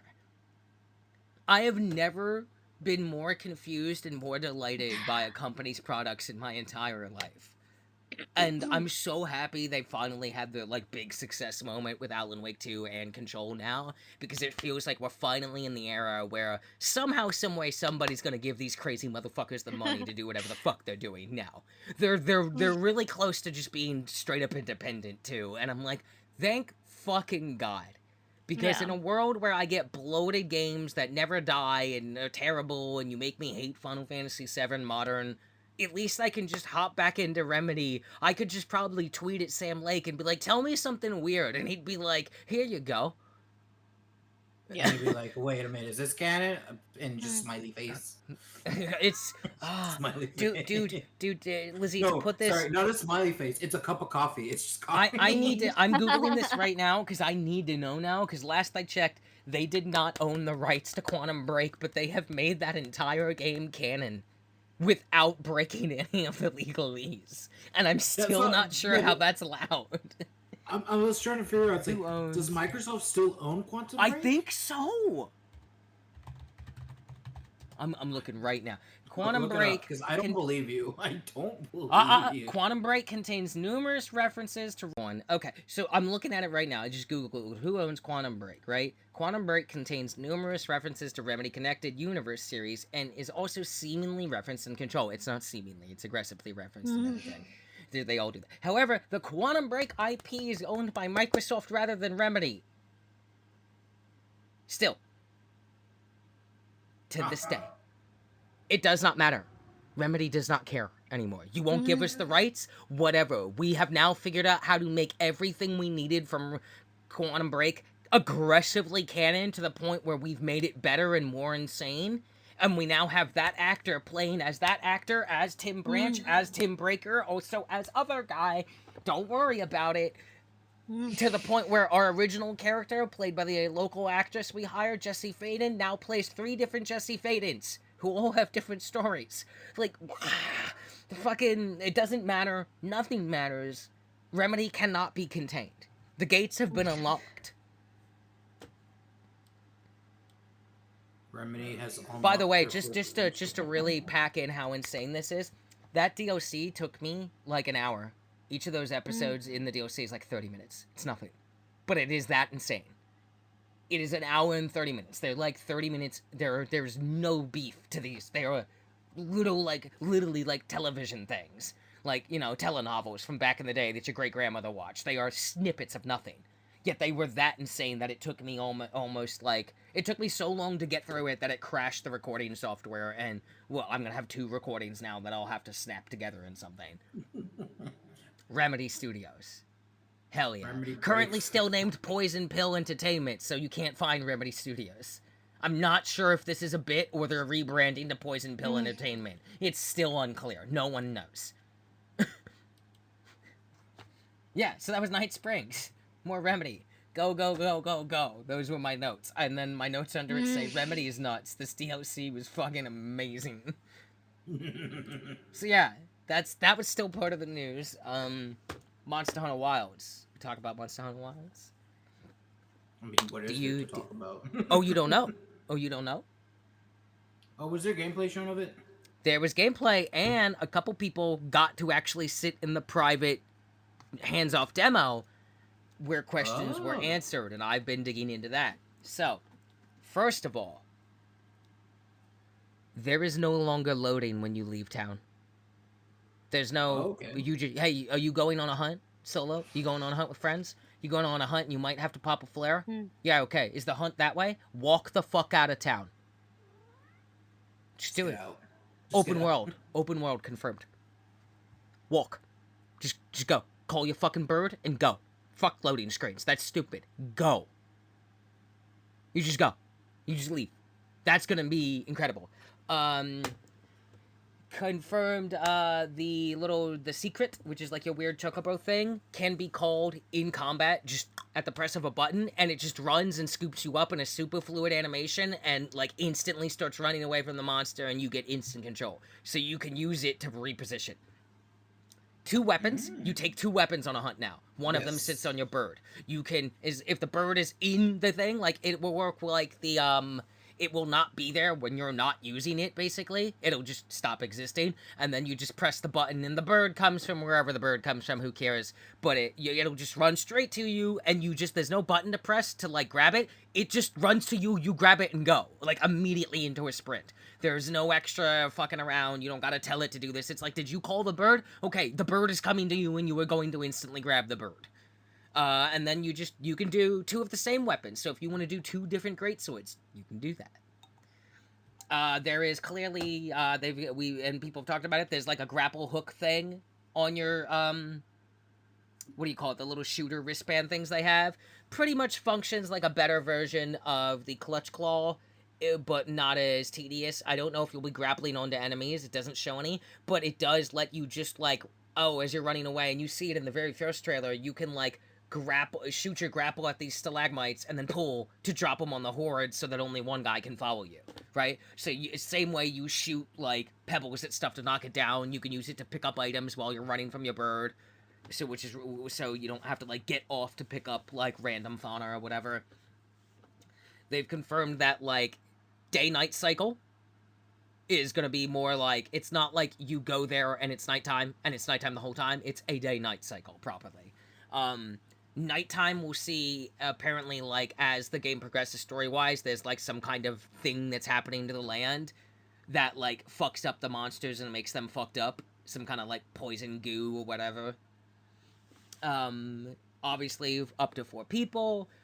They've said that, like, quests are just kind of started more fluidly. That's the whole, like, you just go out there. So you could just be out there, and if you run into something, boom, you're now just in the hunt on that quest. Because that's one of the quests you have. You just hadn't started on it. So, like, if it gave you a new quest to, like, hunt a fucking, Tigrex, and then while you're just running around, you find Tigrex, it will just start that quest, so that if you happen to beat this Tigrex you just found, it counts as quest completion. Other than that, like, crossplay confirmed on launch. No, let's go. Yep. Console, so Xbox, PlayStation, PC on launch, which means the launch will be synced, which means the quality of life will be higher than it has been for the last 2 games. Because there'll be no trying to catch up and sync and then have everybody... It'll be out the gate, everyone is on the same page at all times. Region size-wise, they've been a little vague on, though they've said it's quite big, though it's unclear if, is it all the different biomes are the open world, right? Or is it your town connects to... How is that gonna work, right? Like, is one biome an open world thing, but then how would you get to the other biome, right? Like, it's not clear yet, because all we've seen is the desert area, but, like, when I was listening to Eric's and Max talk about stuff in the... And Jesse Cox sat in the demo thing as well. It said that, like, a lot of it was desert, what they showed, but there was clearly way more than they could show in the time slot, and they did start walking into areas that were very clearly not like a desert oasis and a proper fucking jungle. So it sounds like it might just straight up be, like, actual full open world, your hub is in the center, or whatever, and then there's just the map, and you just go. So we won't know until we see more. But other than that, that's what we know so far. But all that sounds very good to me. Especially, like, even if it's just your hub world, and then, like, whatever regions are connected to those gates or whatever, and then maybe you have a different hub area that's connected to the other locale for, like, map logic, or whatever. Just the fact that we're just gonna walk out and go hunt is super great, and crossplay... that was the one I wanted to hear the most, more than anything. Yeah, crossplay is really good. Crossplay, like, the fact that, like, Monster Hunter games have such long lifespans anyway is crazy, but, like, crossplay is gonna make that so good. I'm really excited for that. I have a couple other things to talk about briefly. Did you see the Doom announcement? Yes, the Dark I Ages. saw that, and I'm like, I don't know, it just kind of... I had, like, no reaction at all to it. I just kind of didn't care. Like, I was excited. I was like, okay. And it was just, like, I guess, like, the moment it showed off that, like, it's, like, the old gods thing is happening, but in medieval times, I instantly cared less. I, like, at first I was like, oh, Doom guy in, like, medieval? That's kind of crazy. But then it was like, oh, no, it's really just, like, a medieval aesthetic, and then it's just the same kind of level of, like, enemy, tech, whatever, from, like, the Old Gods DLC. And I'm just like, oh, I don't care then. I want a Doom guy to, like, be running around in, like, fucking medieval merchant cast Europe and just murdering people there. That would have been way funnier. So, like, I don't know. I just looked at it and I was just like, it's just more Doom. They did say that, like, unlike in Doom Eternal, where you have to use certain weapons to, like, do the weak points to certain enemies, that they're not doing that this time, that it's literally just use whatever the fuck you want. Who cares? That's good. I feel like... Yeah? You felt like what? Did he mute this motherfucker? Did I mute? No? No, you just stopped talking. Oh. You gotta let the cat out. I was just like, all I said was just like, yeah, it's good that you don't have to use sweet. Because, like, I don't think that was so much of an issue, but the thing is that I think it definitely, like, limited the playstyle of, like... I mean, 100% it did, which is why people didn't like it. Yeah. I'm gonna be honest, like, I don't know. Like, I played the first Doom they did, that first new one, and I really liked it, and I played a lot of the multiplayer. I never touched Doom Eternal. I just felt no desire to play it at all. And same here. Like, totally just zero desire. I don't think it's bad. I was just like, I look at it and I'm like, I don't know. It just isn't doing it for me. I'm definitely going to try to pick it up. I feel like the people who liked Doom and went into Doom Eternal and still had a good time are really amped about this. Yep. Exactly. South of Midnight finally showed off gameplay. Yeah, that one actually looks kind of cool. It was actually called South by Midnight, I think, before. It's South of Midnight now. As somebody who's still going through Kena Bridge's Spirits and has played most of Forsaken, I'm looking at this and I'm seeing Kena Bridge's Spirits / Forsaken, except it's swampy voodoo arts with the Souls Blue soundtrack, and I'm super fucking here for it. I'm super about this game. I have been sold on the, like, concept of this game from the initial announcement trailer, which showed off nothing and just was, like, a song and cool art. And then seeing this gameplay, I was like, okay, yeah, no, I'm down. Yeah, this is great. This looks cool. I like this. I think it's neat.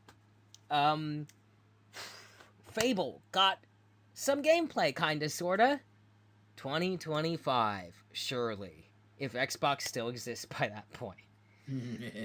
It looks Fable. I really want this game to come out and be good, because I really just want a Fable that just runs at a good frame rate.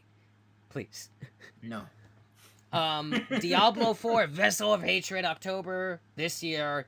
Watching that trailer, I was just like, that's like maybe one of the most fucked up things I've ever seen in a trailer.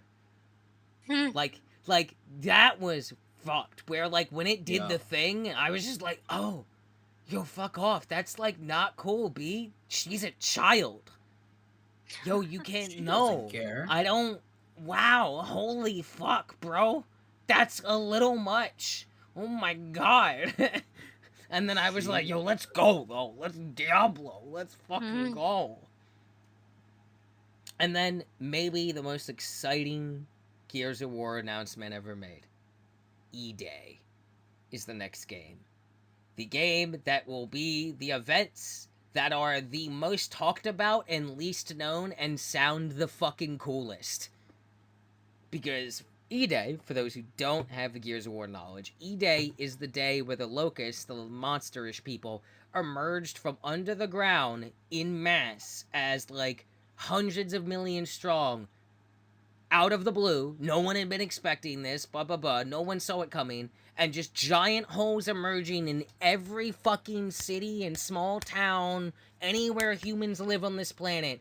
Hundreds of millions of locusts are suddenly pouring out of the ground, and the entire world is fighting. So, like, take the zombie horde moment, but instead of an outbreak contained in one area and it just spreads forever, it's outbreak everywhere at all times forever, and instead of mindless zombie hordes, it's like what appears at first to be alien monsters that are way more smarter and technologically advanced than you.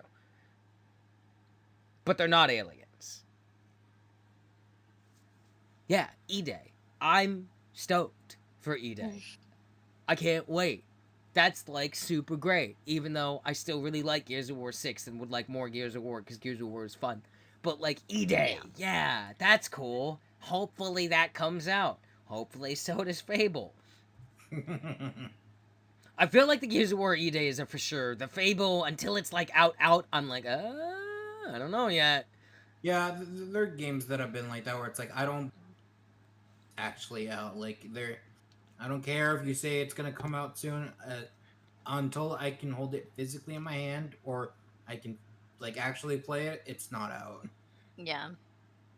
Fun fact, the reason the Lancers in Gears of War have a chainsaw bayonet instead of like a bayonet blade, even though that's what the classic Lancer has, is because Marcus Phoenix, the main character of the first 3 games and who you'll play as a really young version of him in this game, is the guy who puts a chainsaw on his gun because he duct tapes a fucking chainsaw to it. It's canon. That's how it happened. And the reason he does that is because classic Lancers have the big bayonet blade, but Locust's skin is so tough that the blade gets stuck and just breaks off and doesn't fucking kill them. So he puts a chainsaw with duct tape on his gun, and that's how he learns that, hey, a chainsaw will cut through the motherfuckers. And that's why modern Lancers all have chainsaw bayonets. That's gonna be a moment in that game. You're gonna get to play that moment. Super cool. Can't wait. Can't wait to, like, see the world of Gears of War right as it's getting maximum fucked. And then just know everything that comes after is, like, more fucked than it's ever been. Like, E-Day, I'm excited to play E-Day. I feel like that's not going to disappoint me, because I'm going to be like, yeah, look, it's E-Day. Oh, your guys' lives are going to suck for, like, the next 30 years. I've played those games. I'll be like, oh, look at this character. Oh, you die in a terrible way in game 2.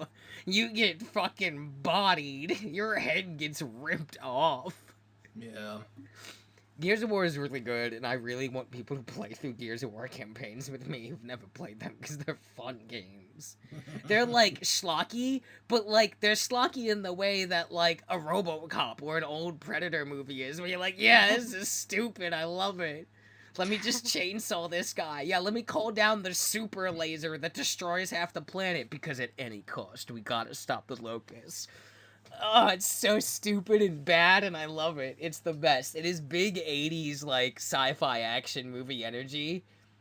Oh, oh, it's so good. It's so enjoyable.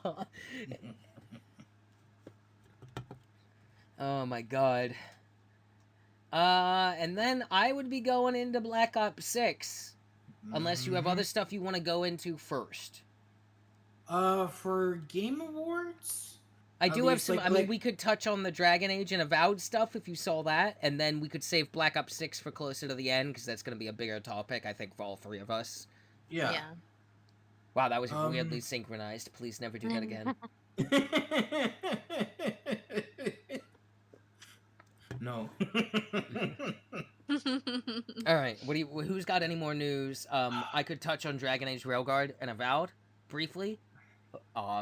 But after that, my big chunk is for Black Ops. I'm just trying to remember, like, here. A lot was announced. Like, a million things were announced, so don't feel bad.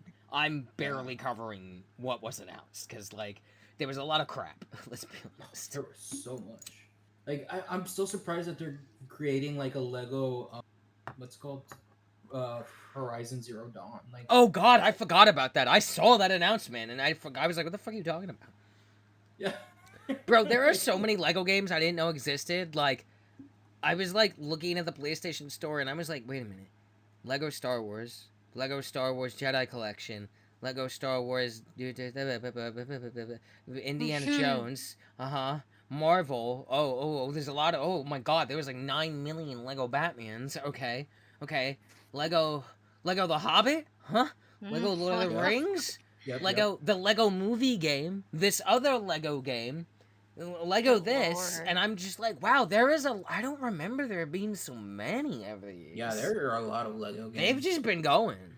Yep. I mean, I remember when I did play 1 or 2 of them, I was like, these are fun, but, like, It's not something I want to play often. Like, I think I've played 2 total, and they were fun. I had fun with them. But, like, I'm not like, I gotta go play the new Lego game. Yeah. I hear that they're really easy to use to pad your gamer score. That's what I hear. That's what I hear. Yeah, I've heard. I hear that they're always achievements. good for like knocking you up a significant amount even without completionist.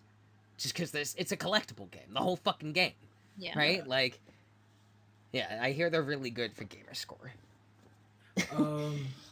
I was going to say, at least this was something that intrigued me because we talked about it just briefly, but the fact that like there was possibly the next Resident Evil remakes are gonna be Code Veronica and Zero. Like it's not confirmed, but that's basically what has been rumored to be like in development for RE at least. Yeah, I And think it's like, that. Oh yeah, we talked about this. I think last episode. oh, we did. Okay, I wasn't sure. It felt like so like not too long ago, but that is right. It's been a month, so. Well, I was about to say it's been a fucking month. Yeah, that's how the show works. Thanks for I paying know. attention. It's just like the passage of time is so weird. I can't. Oh really? Really? Is the passage of time weird? Is it weird? Yeah. Is it weird, Yeah, Vaughn? it's Yeah. weird. It's weird. Okay. God. Anything else? God damn. Honestly, I mean, also Kingdom Hearts came out for Steam now, so that's No, what do you mean? No, it nice. came out for PC. What are you talking about? It's Yeah, it came out for launch. PC. Yeah, it officially finally came out for PC. It's never been out for PC before. Yeah, never. No need to Google Never. that. Don't worry about it. It's only on Steam. It's always been done. According to Square Enix, it's only on Steam. Yep. According to their marketing team, at least, it's the official launch. That's what they keep calling it.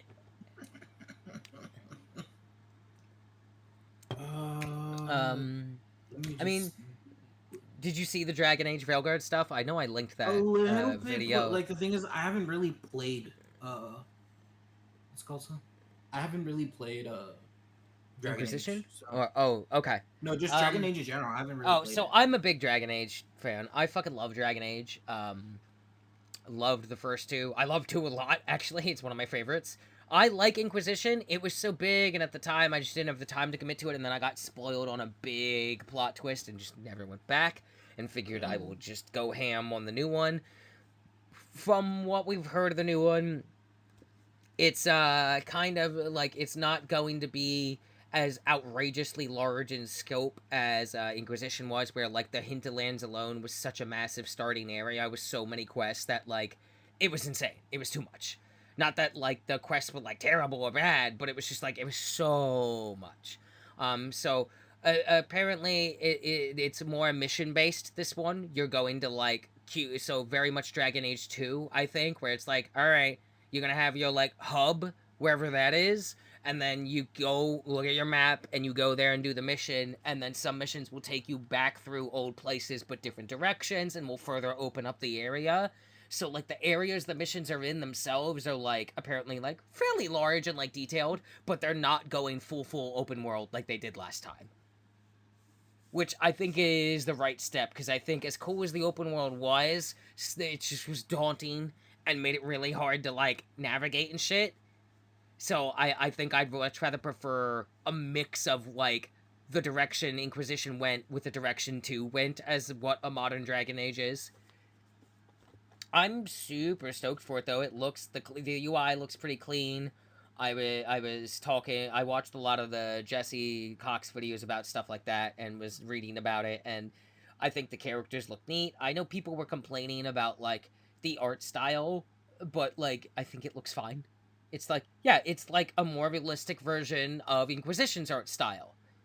And people will be like, this is what happens when everybody just uses the Unreal 5 engine. And I'm like, first of all, the Unreal 5 engine isn't limited to only realistic styles, you stupid simpleton. Second of all, it's not using the Unreal 5 engine, it's using the EA Frostbite engine. Maybe do some research before you stupidly shit in your own mouth. That's really weird. Yeah. So, there's not much more. We're gonna get more marketing as time gets closer, but, like, I like Dragon Age. I'm down for a Dragon Age that is taking the finer points of 2 and Inquisition and crunching them together to create something that's gonna land on all cylinders better. And I'm excited for more Dragon Age, because that's, like, BioWare to me, right? Like, I'm not really a Mass Effect person at all. I don't really care. It just never was my thing. And I am definitively, like, a Dragon Age lady. I fucking love Dragon Age. I'll play Dragon Age all fucking day. So, I'm super excited for that. I am definitely going to be playing Veilguard, for sure. And then Avowed had, like, a deep dive with, like, 30-ish minutes of gameplay after their new trailer. It was, like, kind of light, but, like, it, you know, it plays out like a Skyrim, you know? It's like a Skyrim. It's like an Elder Scrolls, but it's by Obsidian, which are the people that did Fallout New Vegas way back in the day, and more recently known for Pillars of Eternity 1 and 2, and Tyranny, and then they did Grounded, that thing, and stuff, and they did the, what's it called? The Outer Worlds, which is, you know, New Vegas spiritual sequel in space.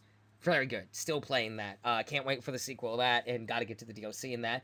A couple things I learned was that Avowed takes place in the same world as Pillars 1 and 2. I hadn't picked up on that until they said it. Didn't realize that. In what worlds? It's the same world as Pillars 1 and 2. Pillars of Eternity. Oh, okay. Yeah. It's literally, like, where I recently was dabbling around in Pillars 1 and 2, and, one of the choices of your character's, like, origin point, like your homeworld in Pillars of Eternity 1 is called the Living Lands. That is where you are in Avowed. You're in the Living Lands. Unlike Pillars 1 and 2, you are just a godlike by default. You are always a godlike in Avowed. But a godlike, for context, are people of any race that have been touched by somehow one of the gods, and it affects them in a way that gives them, like, magic or whatever, but also fucks with their appearance, and, like, they're kind of, like, outcasts no matter what, like, even when they're, like, you know, and it's all that kind of, like, you touched by the death god? Well, you look freaky, so people tend to kill you on sight at birth, right? Like, it's bad.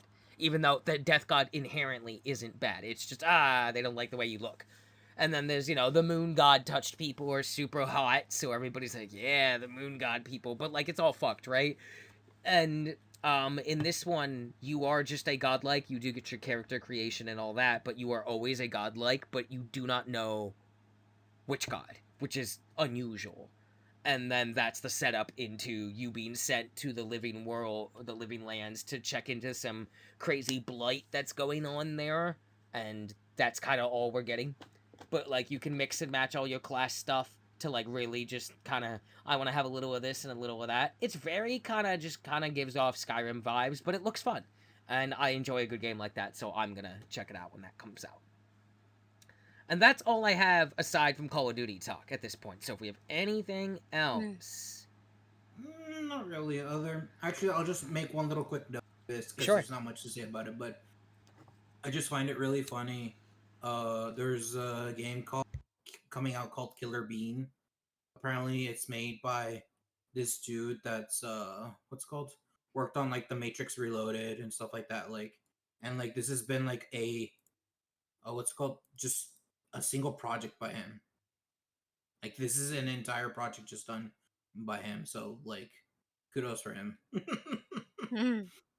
Yeah, we've been talking about Killer Bean for, like, months now. I'm not gonna play this game. Like, I'm just gonna be fine. You will. I know you will. I'm not gonna buy this game to play it. I'm gonna buy other games. But, like, I don't hate what this is, but I'm not gonna buy it and play it. It's just like, alright, do your thing, dude. I'm sure I'll hear about it, but I am not interested in engaging, personally. That's very fair. Okay. This is the part where 3 people talk about Black Ops 6 for probably 40 minutes. So if you don't care about that, you should probably just stop listening here. Okay, great, thanks. Alright, Black Ops 6. First of all, did everyone watch the video?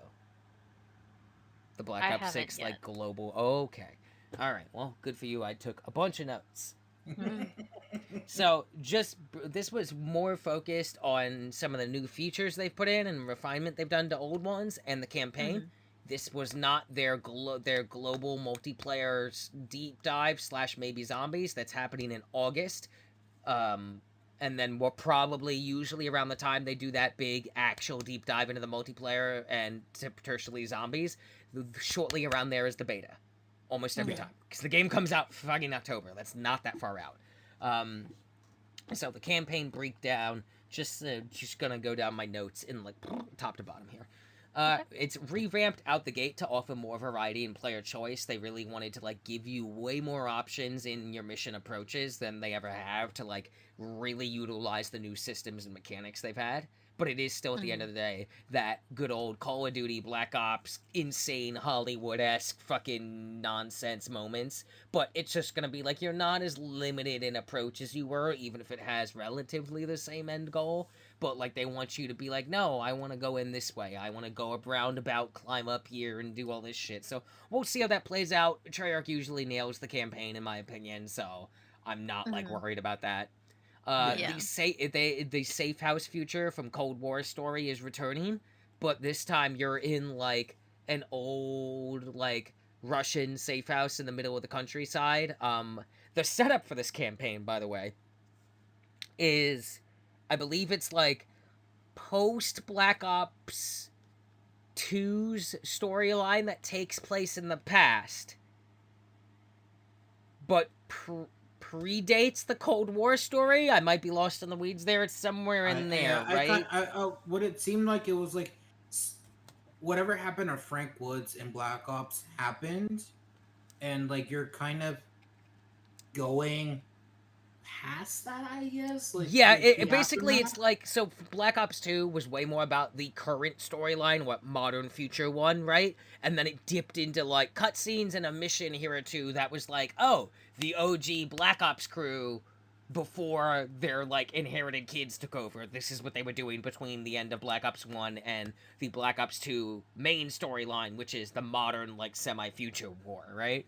This sounds like it's like, so between the time of when we last see Frank Woods not in a wheelchair and to Frank Woods in a wheelchair, there is a there is a very small amount of time between that, and then there is a massive amount of time of Frank Woods in the wheelchair, but like that we just didn't see, and he was involved in stuff. So that's kind of the setup here, as we're getting to dip a toe into that crazy murky area where it's like, Cold War's over, but it's not. Gulf War now, though.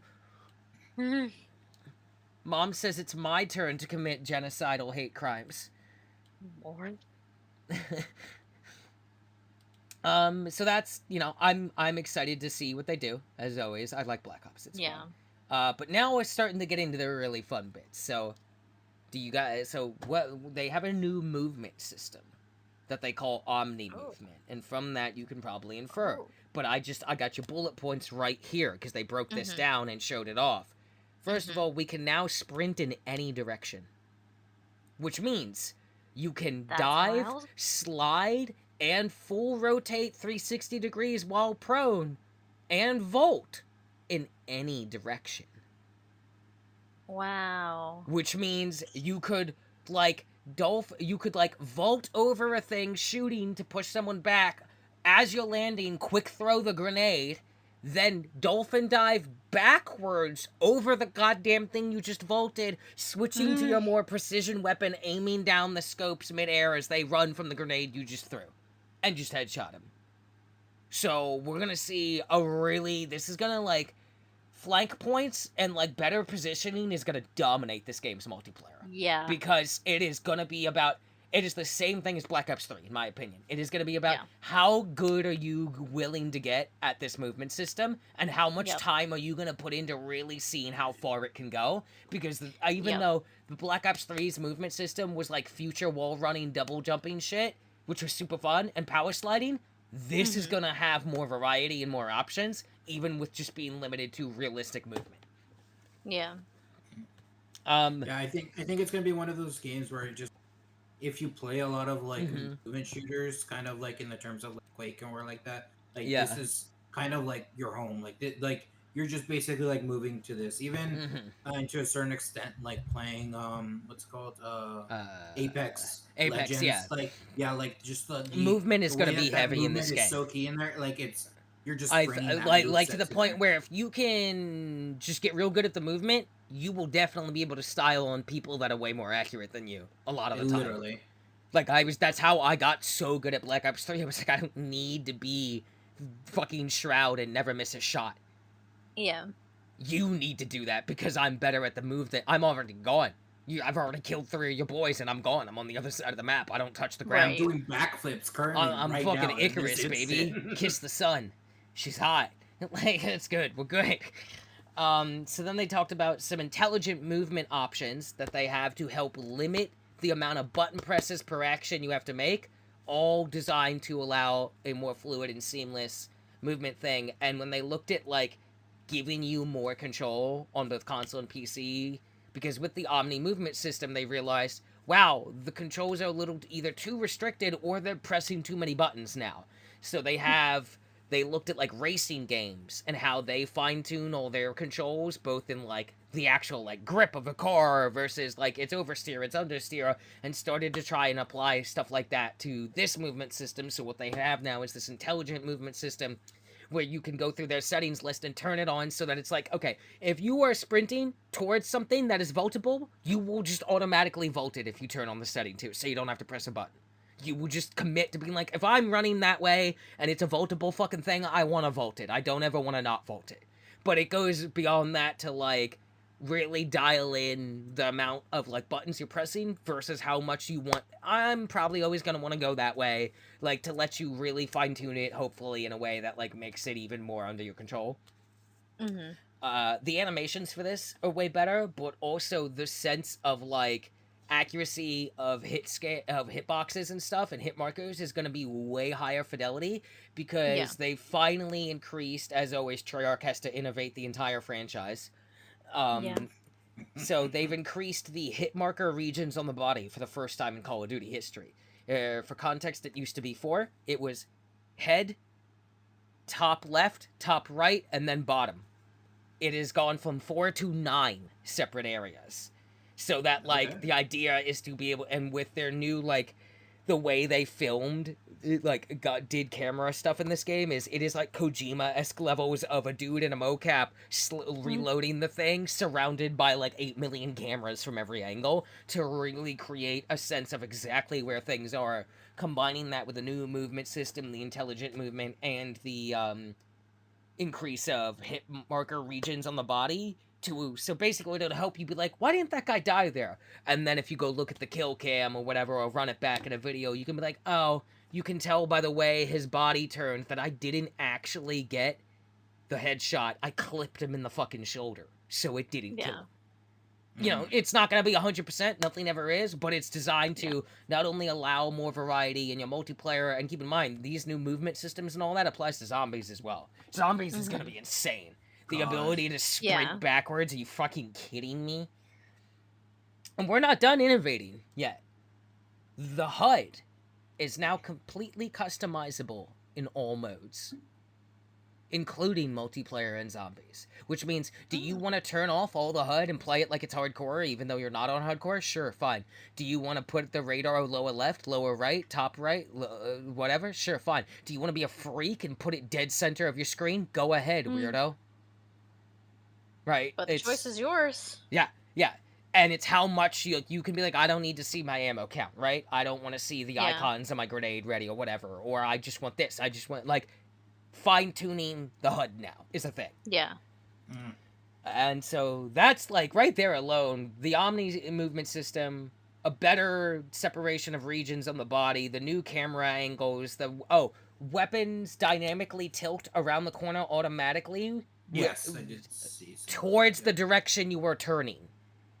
So if you're going around a corner left, instead of you having to make sure that you hit the lean button and lean out the right way with the joystick and not the wrong way and get yourself in a dumb position, the game would just be like, no, that's fucking stupid. You would only want to lean around this way because you're going that way.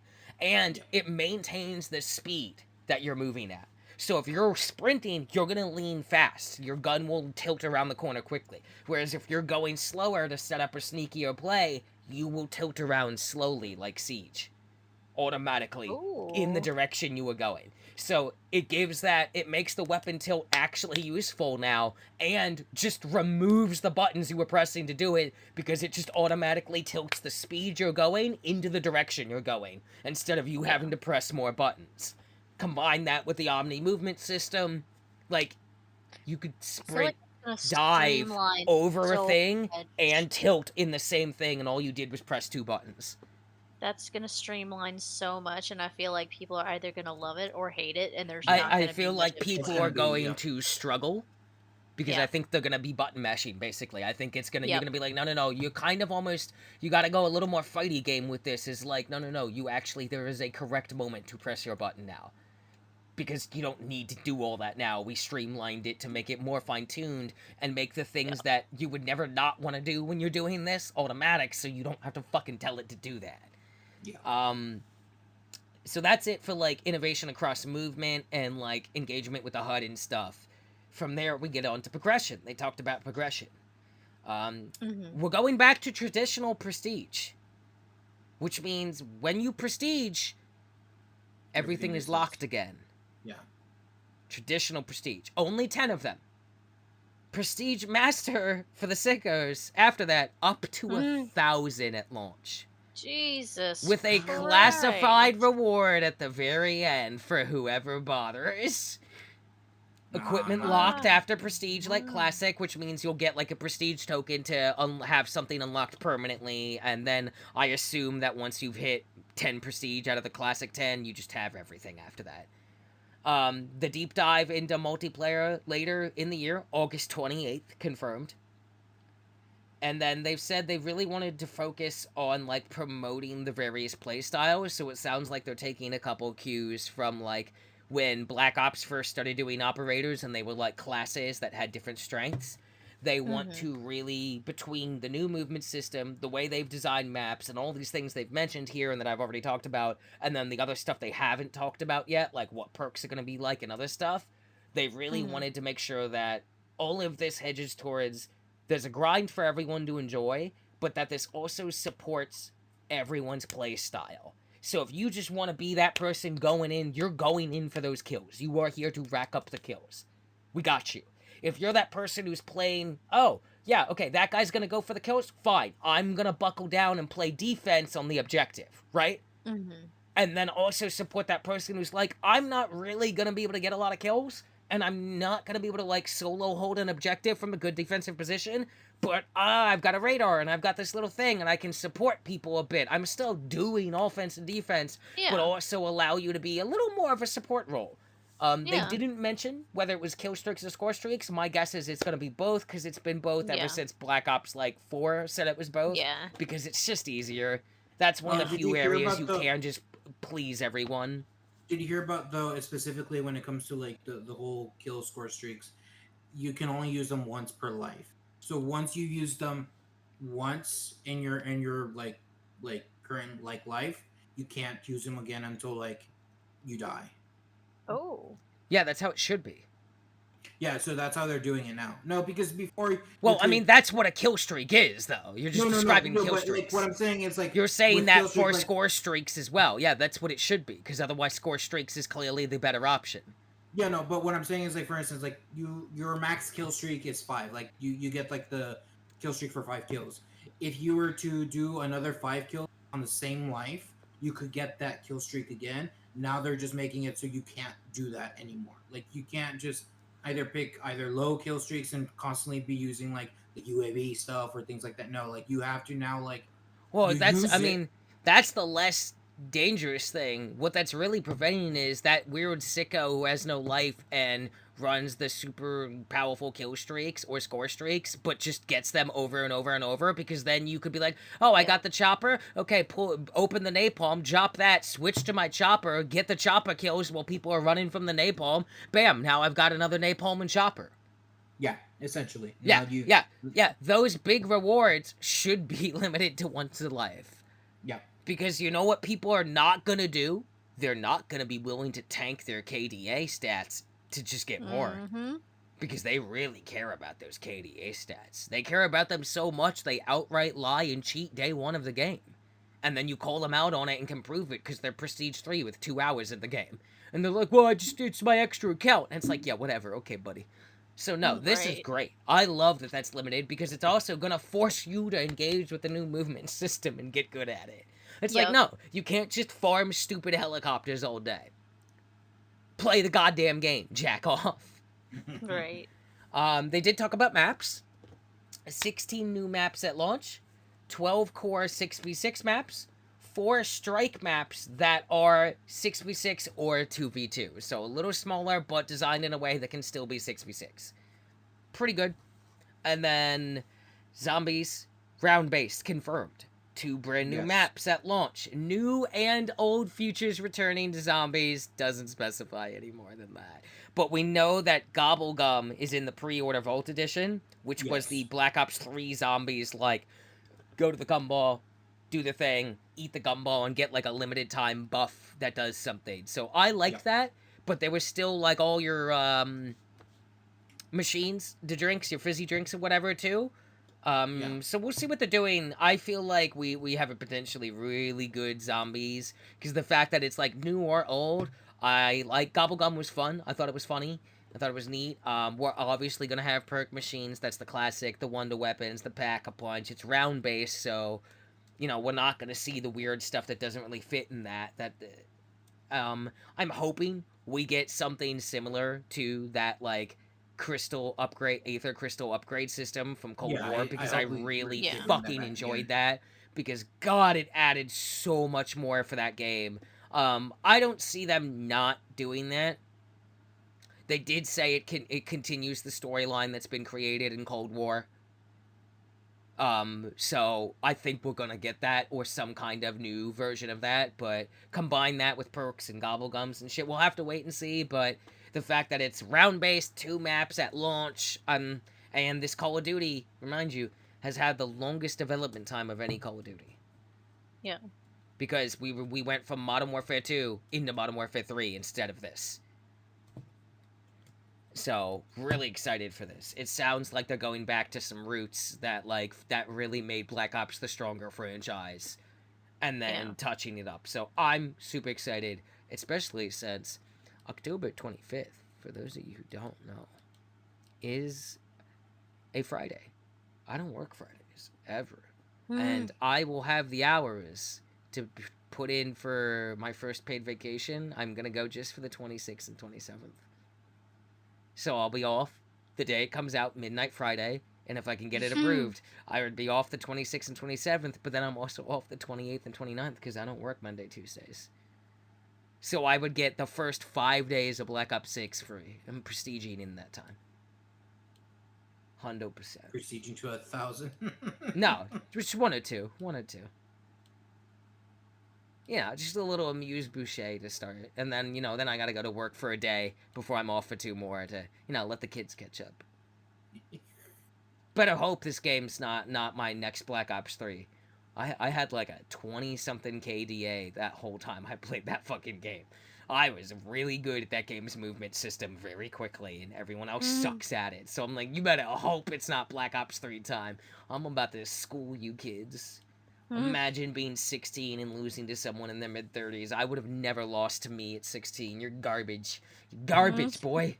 You're garbage. Uninstall and go touch grass, homie. I'd tell you to take it back to GameStop and get your money back, but that's not a thing anymore. Anyway, yeah, Black Ops. I'm super excited. I feel like this is going to be a zombie squad right here. This is the zombie squad. Because I played a lot of zombies with Vaughn, and then me and Lizzie, that was like the first thing we were playing, was Cold War Zombies. It's just the cross-play eventually shit the bed too much for us to bother. Yeah, which is so the fact that, like, I was looking forward to that. It'll probably work better around this time, and I'm going to PlayStation 5 it. I imagine Lizzie will as well. Vaughn will be the weirdo freak on PC, so if anyone can't play, it'll be Vaughn. Yep.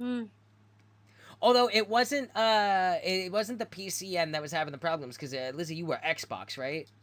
Yep. And you were the old gen. You're not current gen Xbox, right? Correct. Yeah, so you were previous gen Xbox and I was PC, and it was always the Xbox that was having the issue. So we should be fine, because Vaughn will be PC and we'll be PS5, and it'll be fine. And I have no more news to talk about. So we come to the wrap-up, where we would toss out and pitch a game on our wish list, though I know Lizzie's is probably non-existent. But I know what mine is, because it's one of the other demos I played, and I fell in love with the game. So I will do mine last, and then wrap us up here. And then, Vaughn, do you have anything to pitch on the wish list, buddy? You wanna help any small businesses out? For which this Perhaps a one? small unknown franchise. Yeah, like Parasite Eve. Yeah. Yeah. That's the joke. He likes Parasite Eve.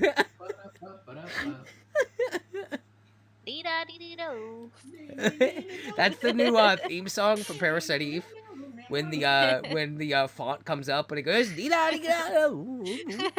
would you still play it? Would you still be a fan? Yes, I'll still play it. When the parasites are coming at you, they make the sound except it's just like 1,000 of them blaring it in your ear. This game sounds terrible. It's a 10 out of 10 game. I recommend. When you platinum the game, the trophy is called He's like bleeding from the ears over there going, that was the best game I've ever played in my entire life. It's like his blood vessel popped and he's like about to have a cardiac arrest, triple bypass. Best thing I've ever played in my life. I think I'll play it again. Just melts into a human pile of goo. Oh, fuck. Okay, pitch your wish list. What do you got? I think I'm gonna have to go with what's called Abiotic Factor. It's already out. It's actually I've heard of this, so I do know that it's out. I don't actually know what it is though. So it's very much like it's like the Half-Life scientist essentially. But you've already lost my interest. But you're trying to actually survive like in the lab and stuff like that. Like there's aliens, there's soldiers, and you're just kind of having like a group of 6 players play like scientists and trying to literally use whatever resources you can to survive and try to like get out of the lab. I think that's how it goes. But like, yeah, I see. I think it's just kind of really funny. It's like, what if you just played like the Half-Life scientist when the whole shit is going down, but you actually, do something about it. It's like, you know what? I like that idea. What if you did something about the problem? Yeah. Imagine. Instead of just letting some dude with glasses and a crowbar like handle it for you. Right? Yeah.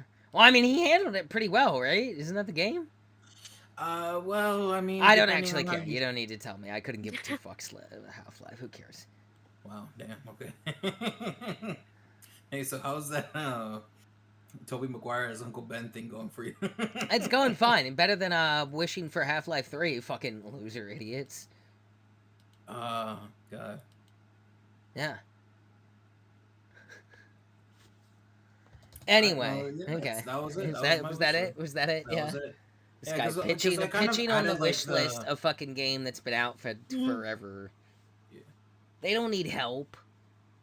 I don't need help. No, it's just because the only things I really added to the wish list as of recent was like the stuff that got announced in Summer Games Fest, like the Marvel vs. Capcom collection and the Doom Dark Ages, and that was pretty much it. But like, I was like, since I already talked about those, I wanted to like spotlight something else at least. Known AAA only gamer Vaughn. Yep.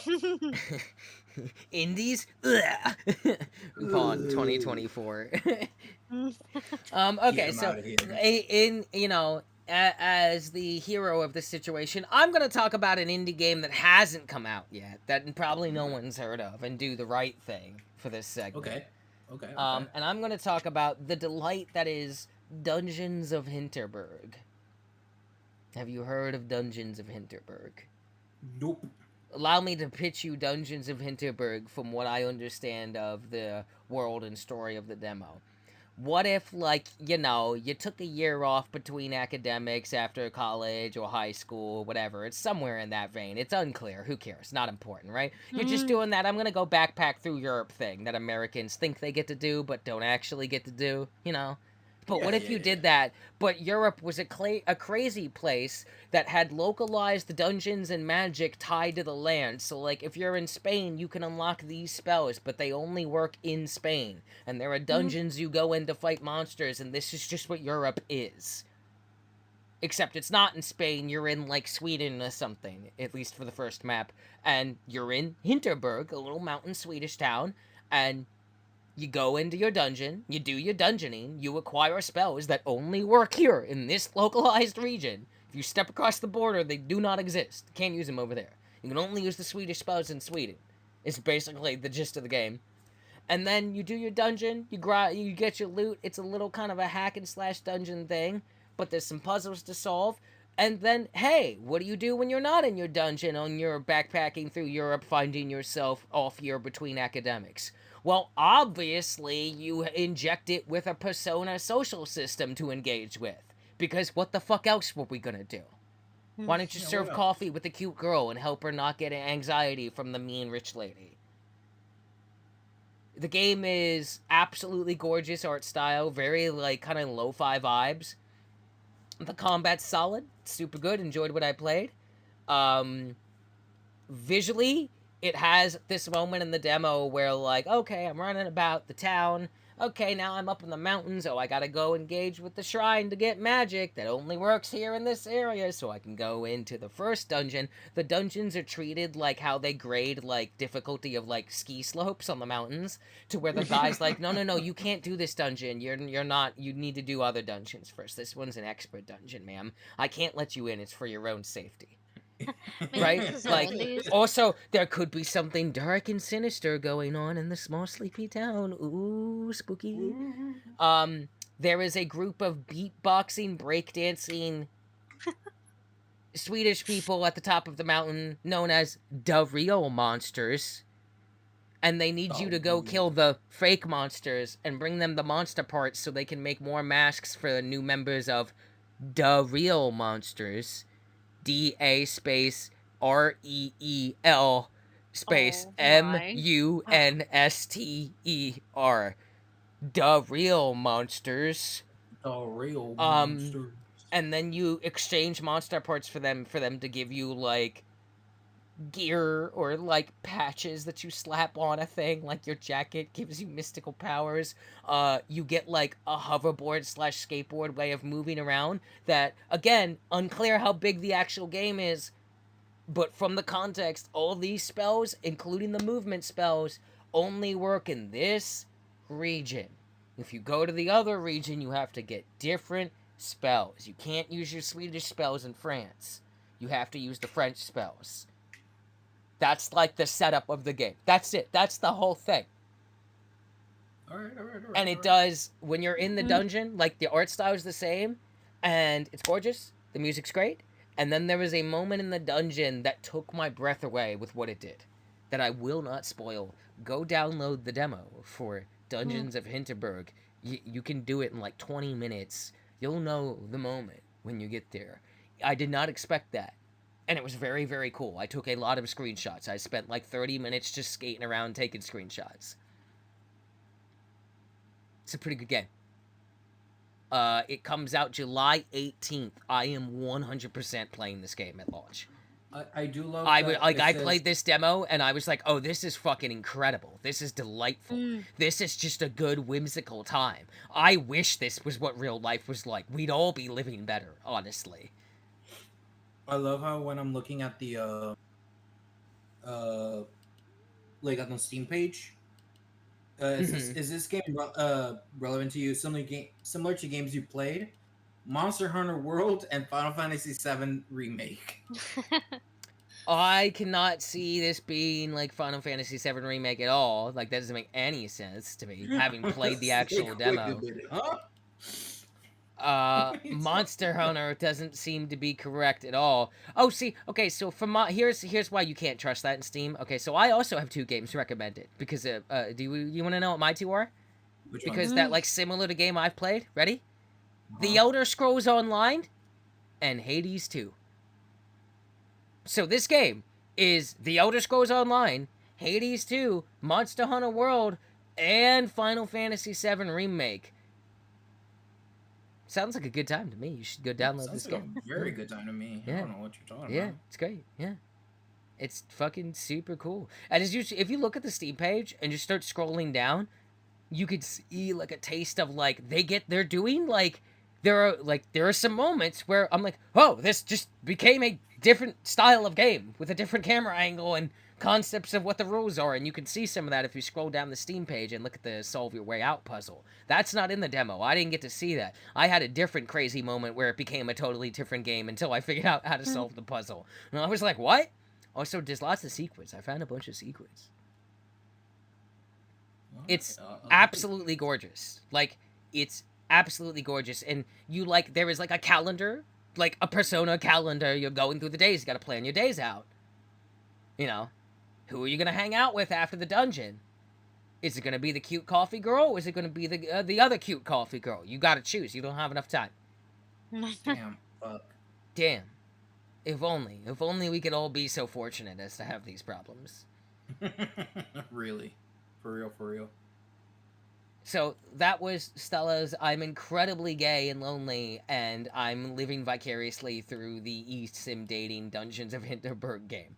But also the game is really good, though, and I'm definitely going to play it a lot. It's very good. Shout out to Microbird Games, the developer. This is it. This is their debut. The demo is still on Steam. It is free. It is very small, and you can literally, like, get through it in, like, 20, 30 minutes if you're not putzing about.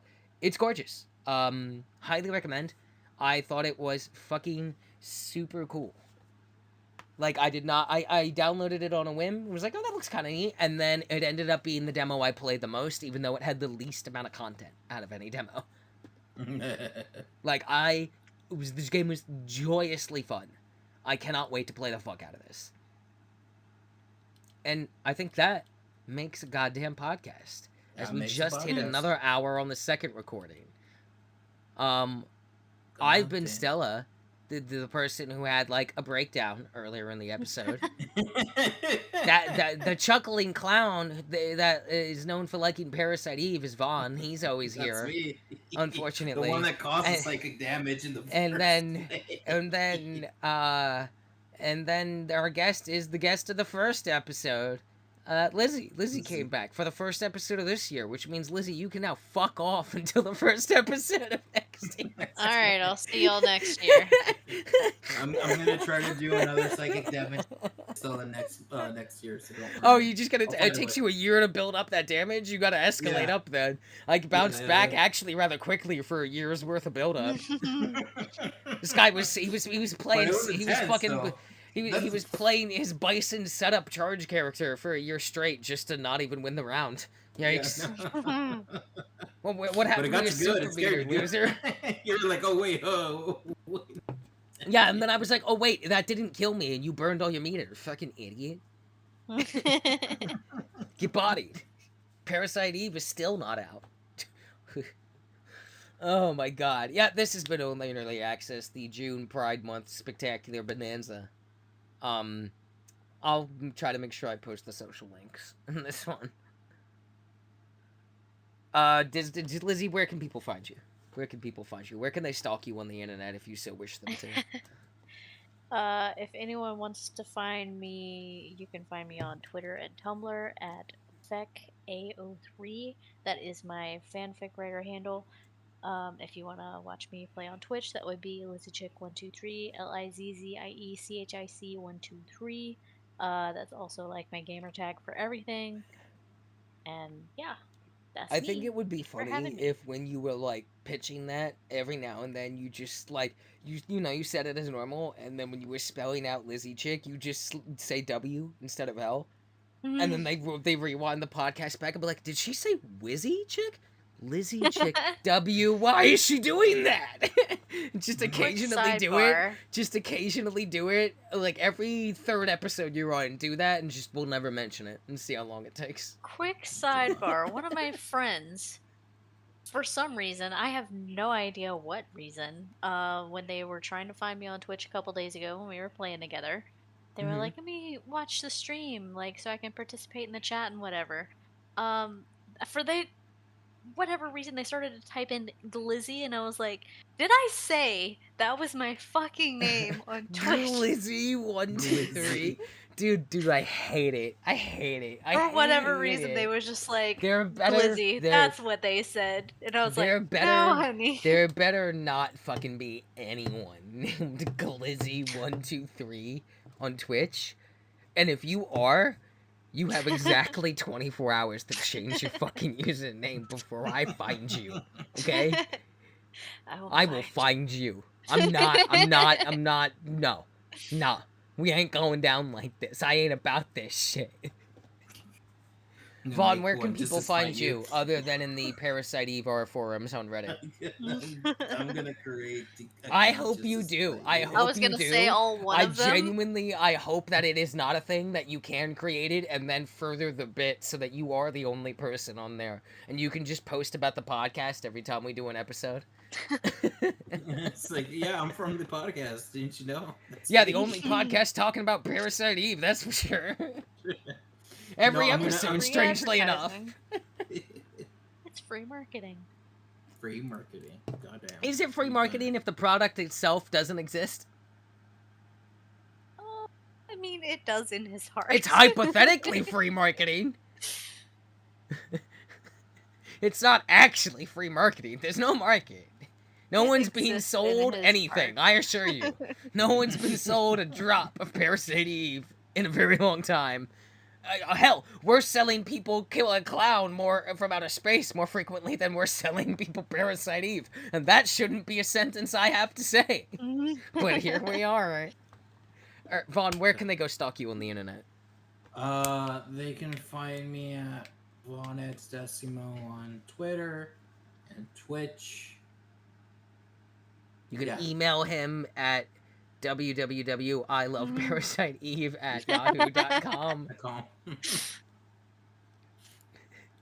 Parasite Eve #1 fan. I just, my brain was just like, you remember Ask Jeeves, but like, what if it was just Parasite Eve, and it's just Ask Parasite Eve, and it's just, like, no matter what you type in, all it does is supply information about Parasite Eve. How do I get blah blah blah out of how do I get a ketchup stain out of a satin? Did you know that in chapter 3 of Parasite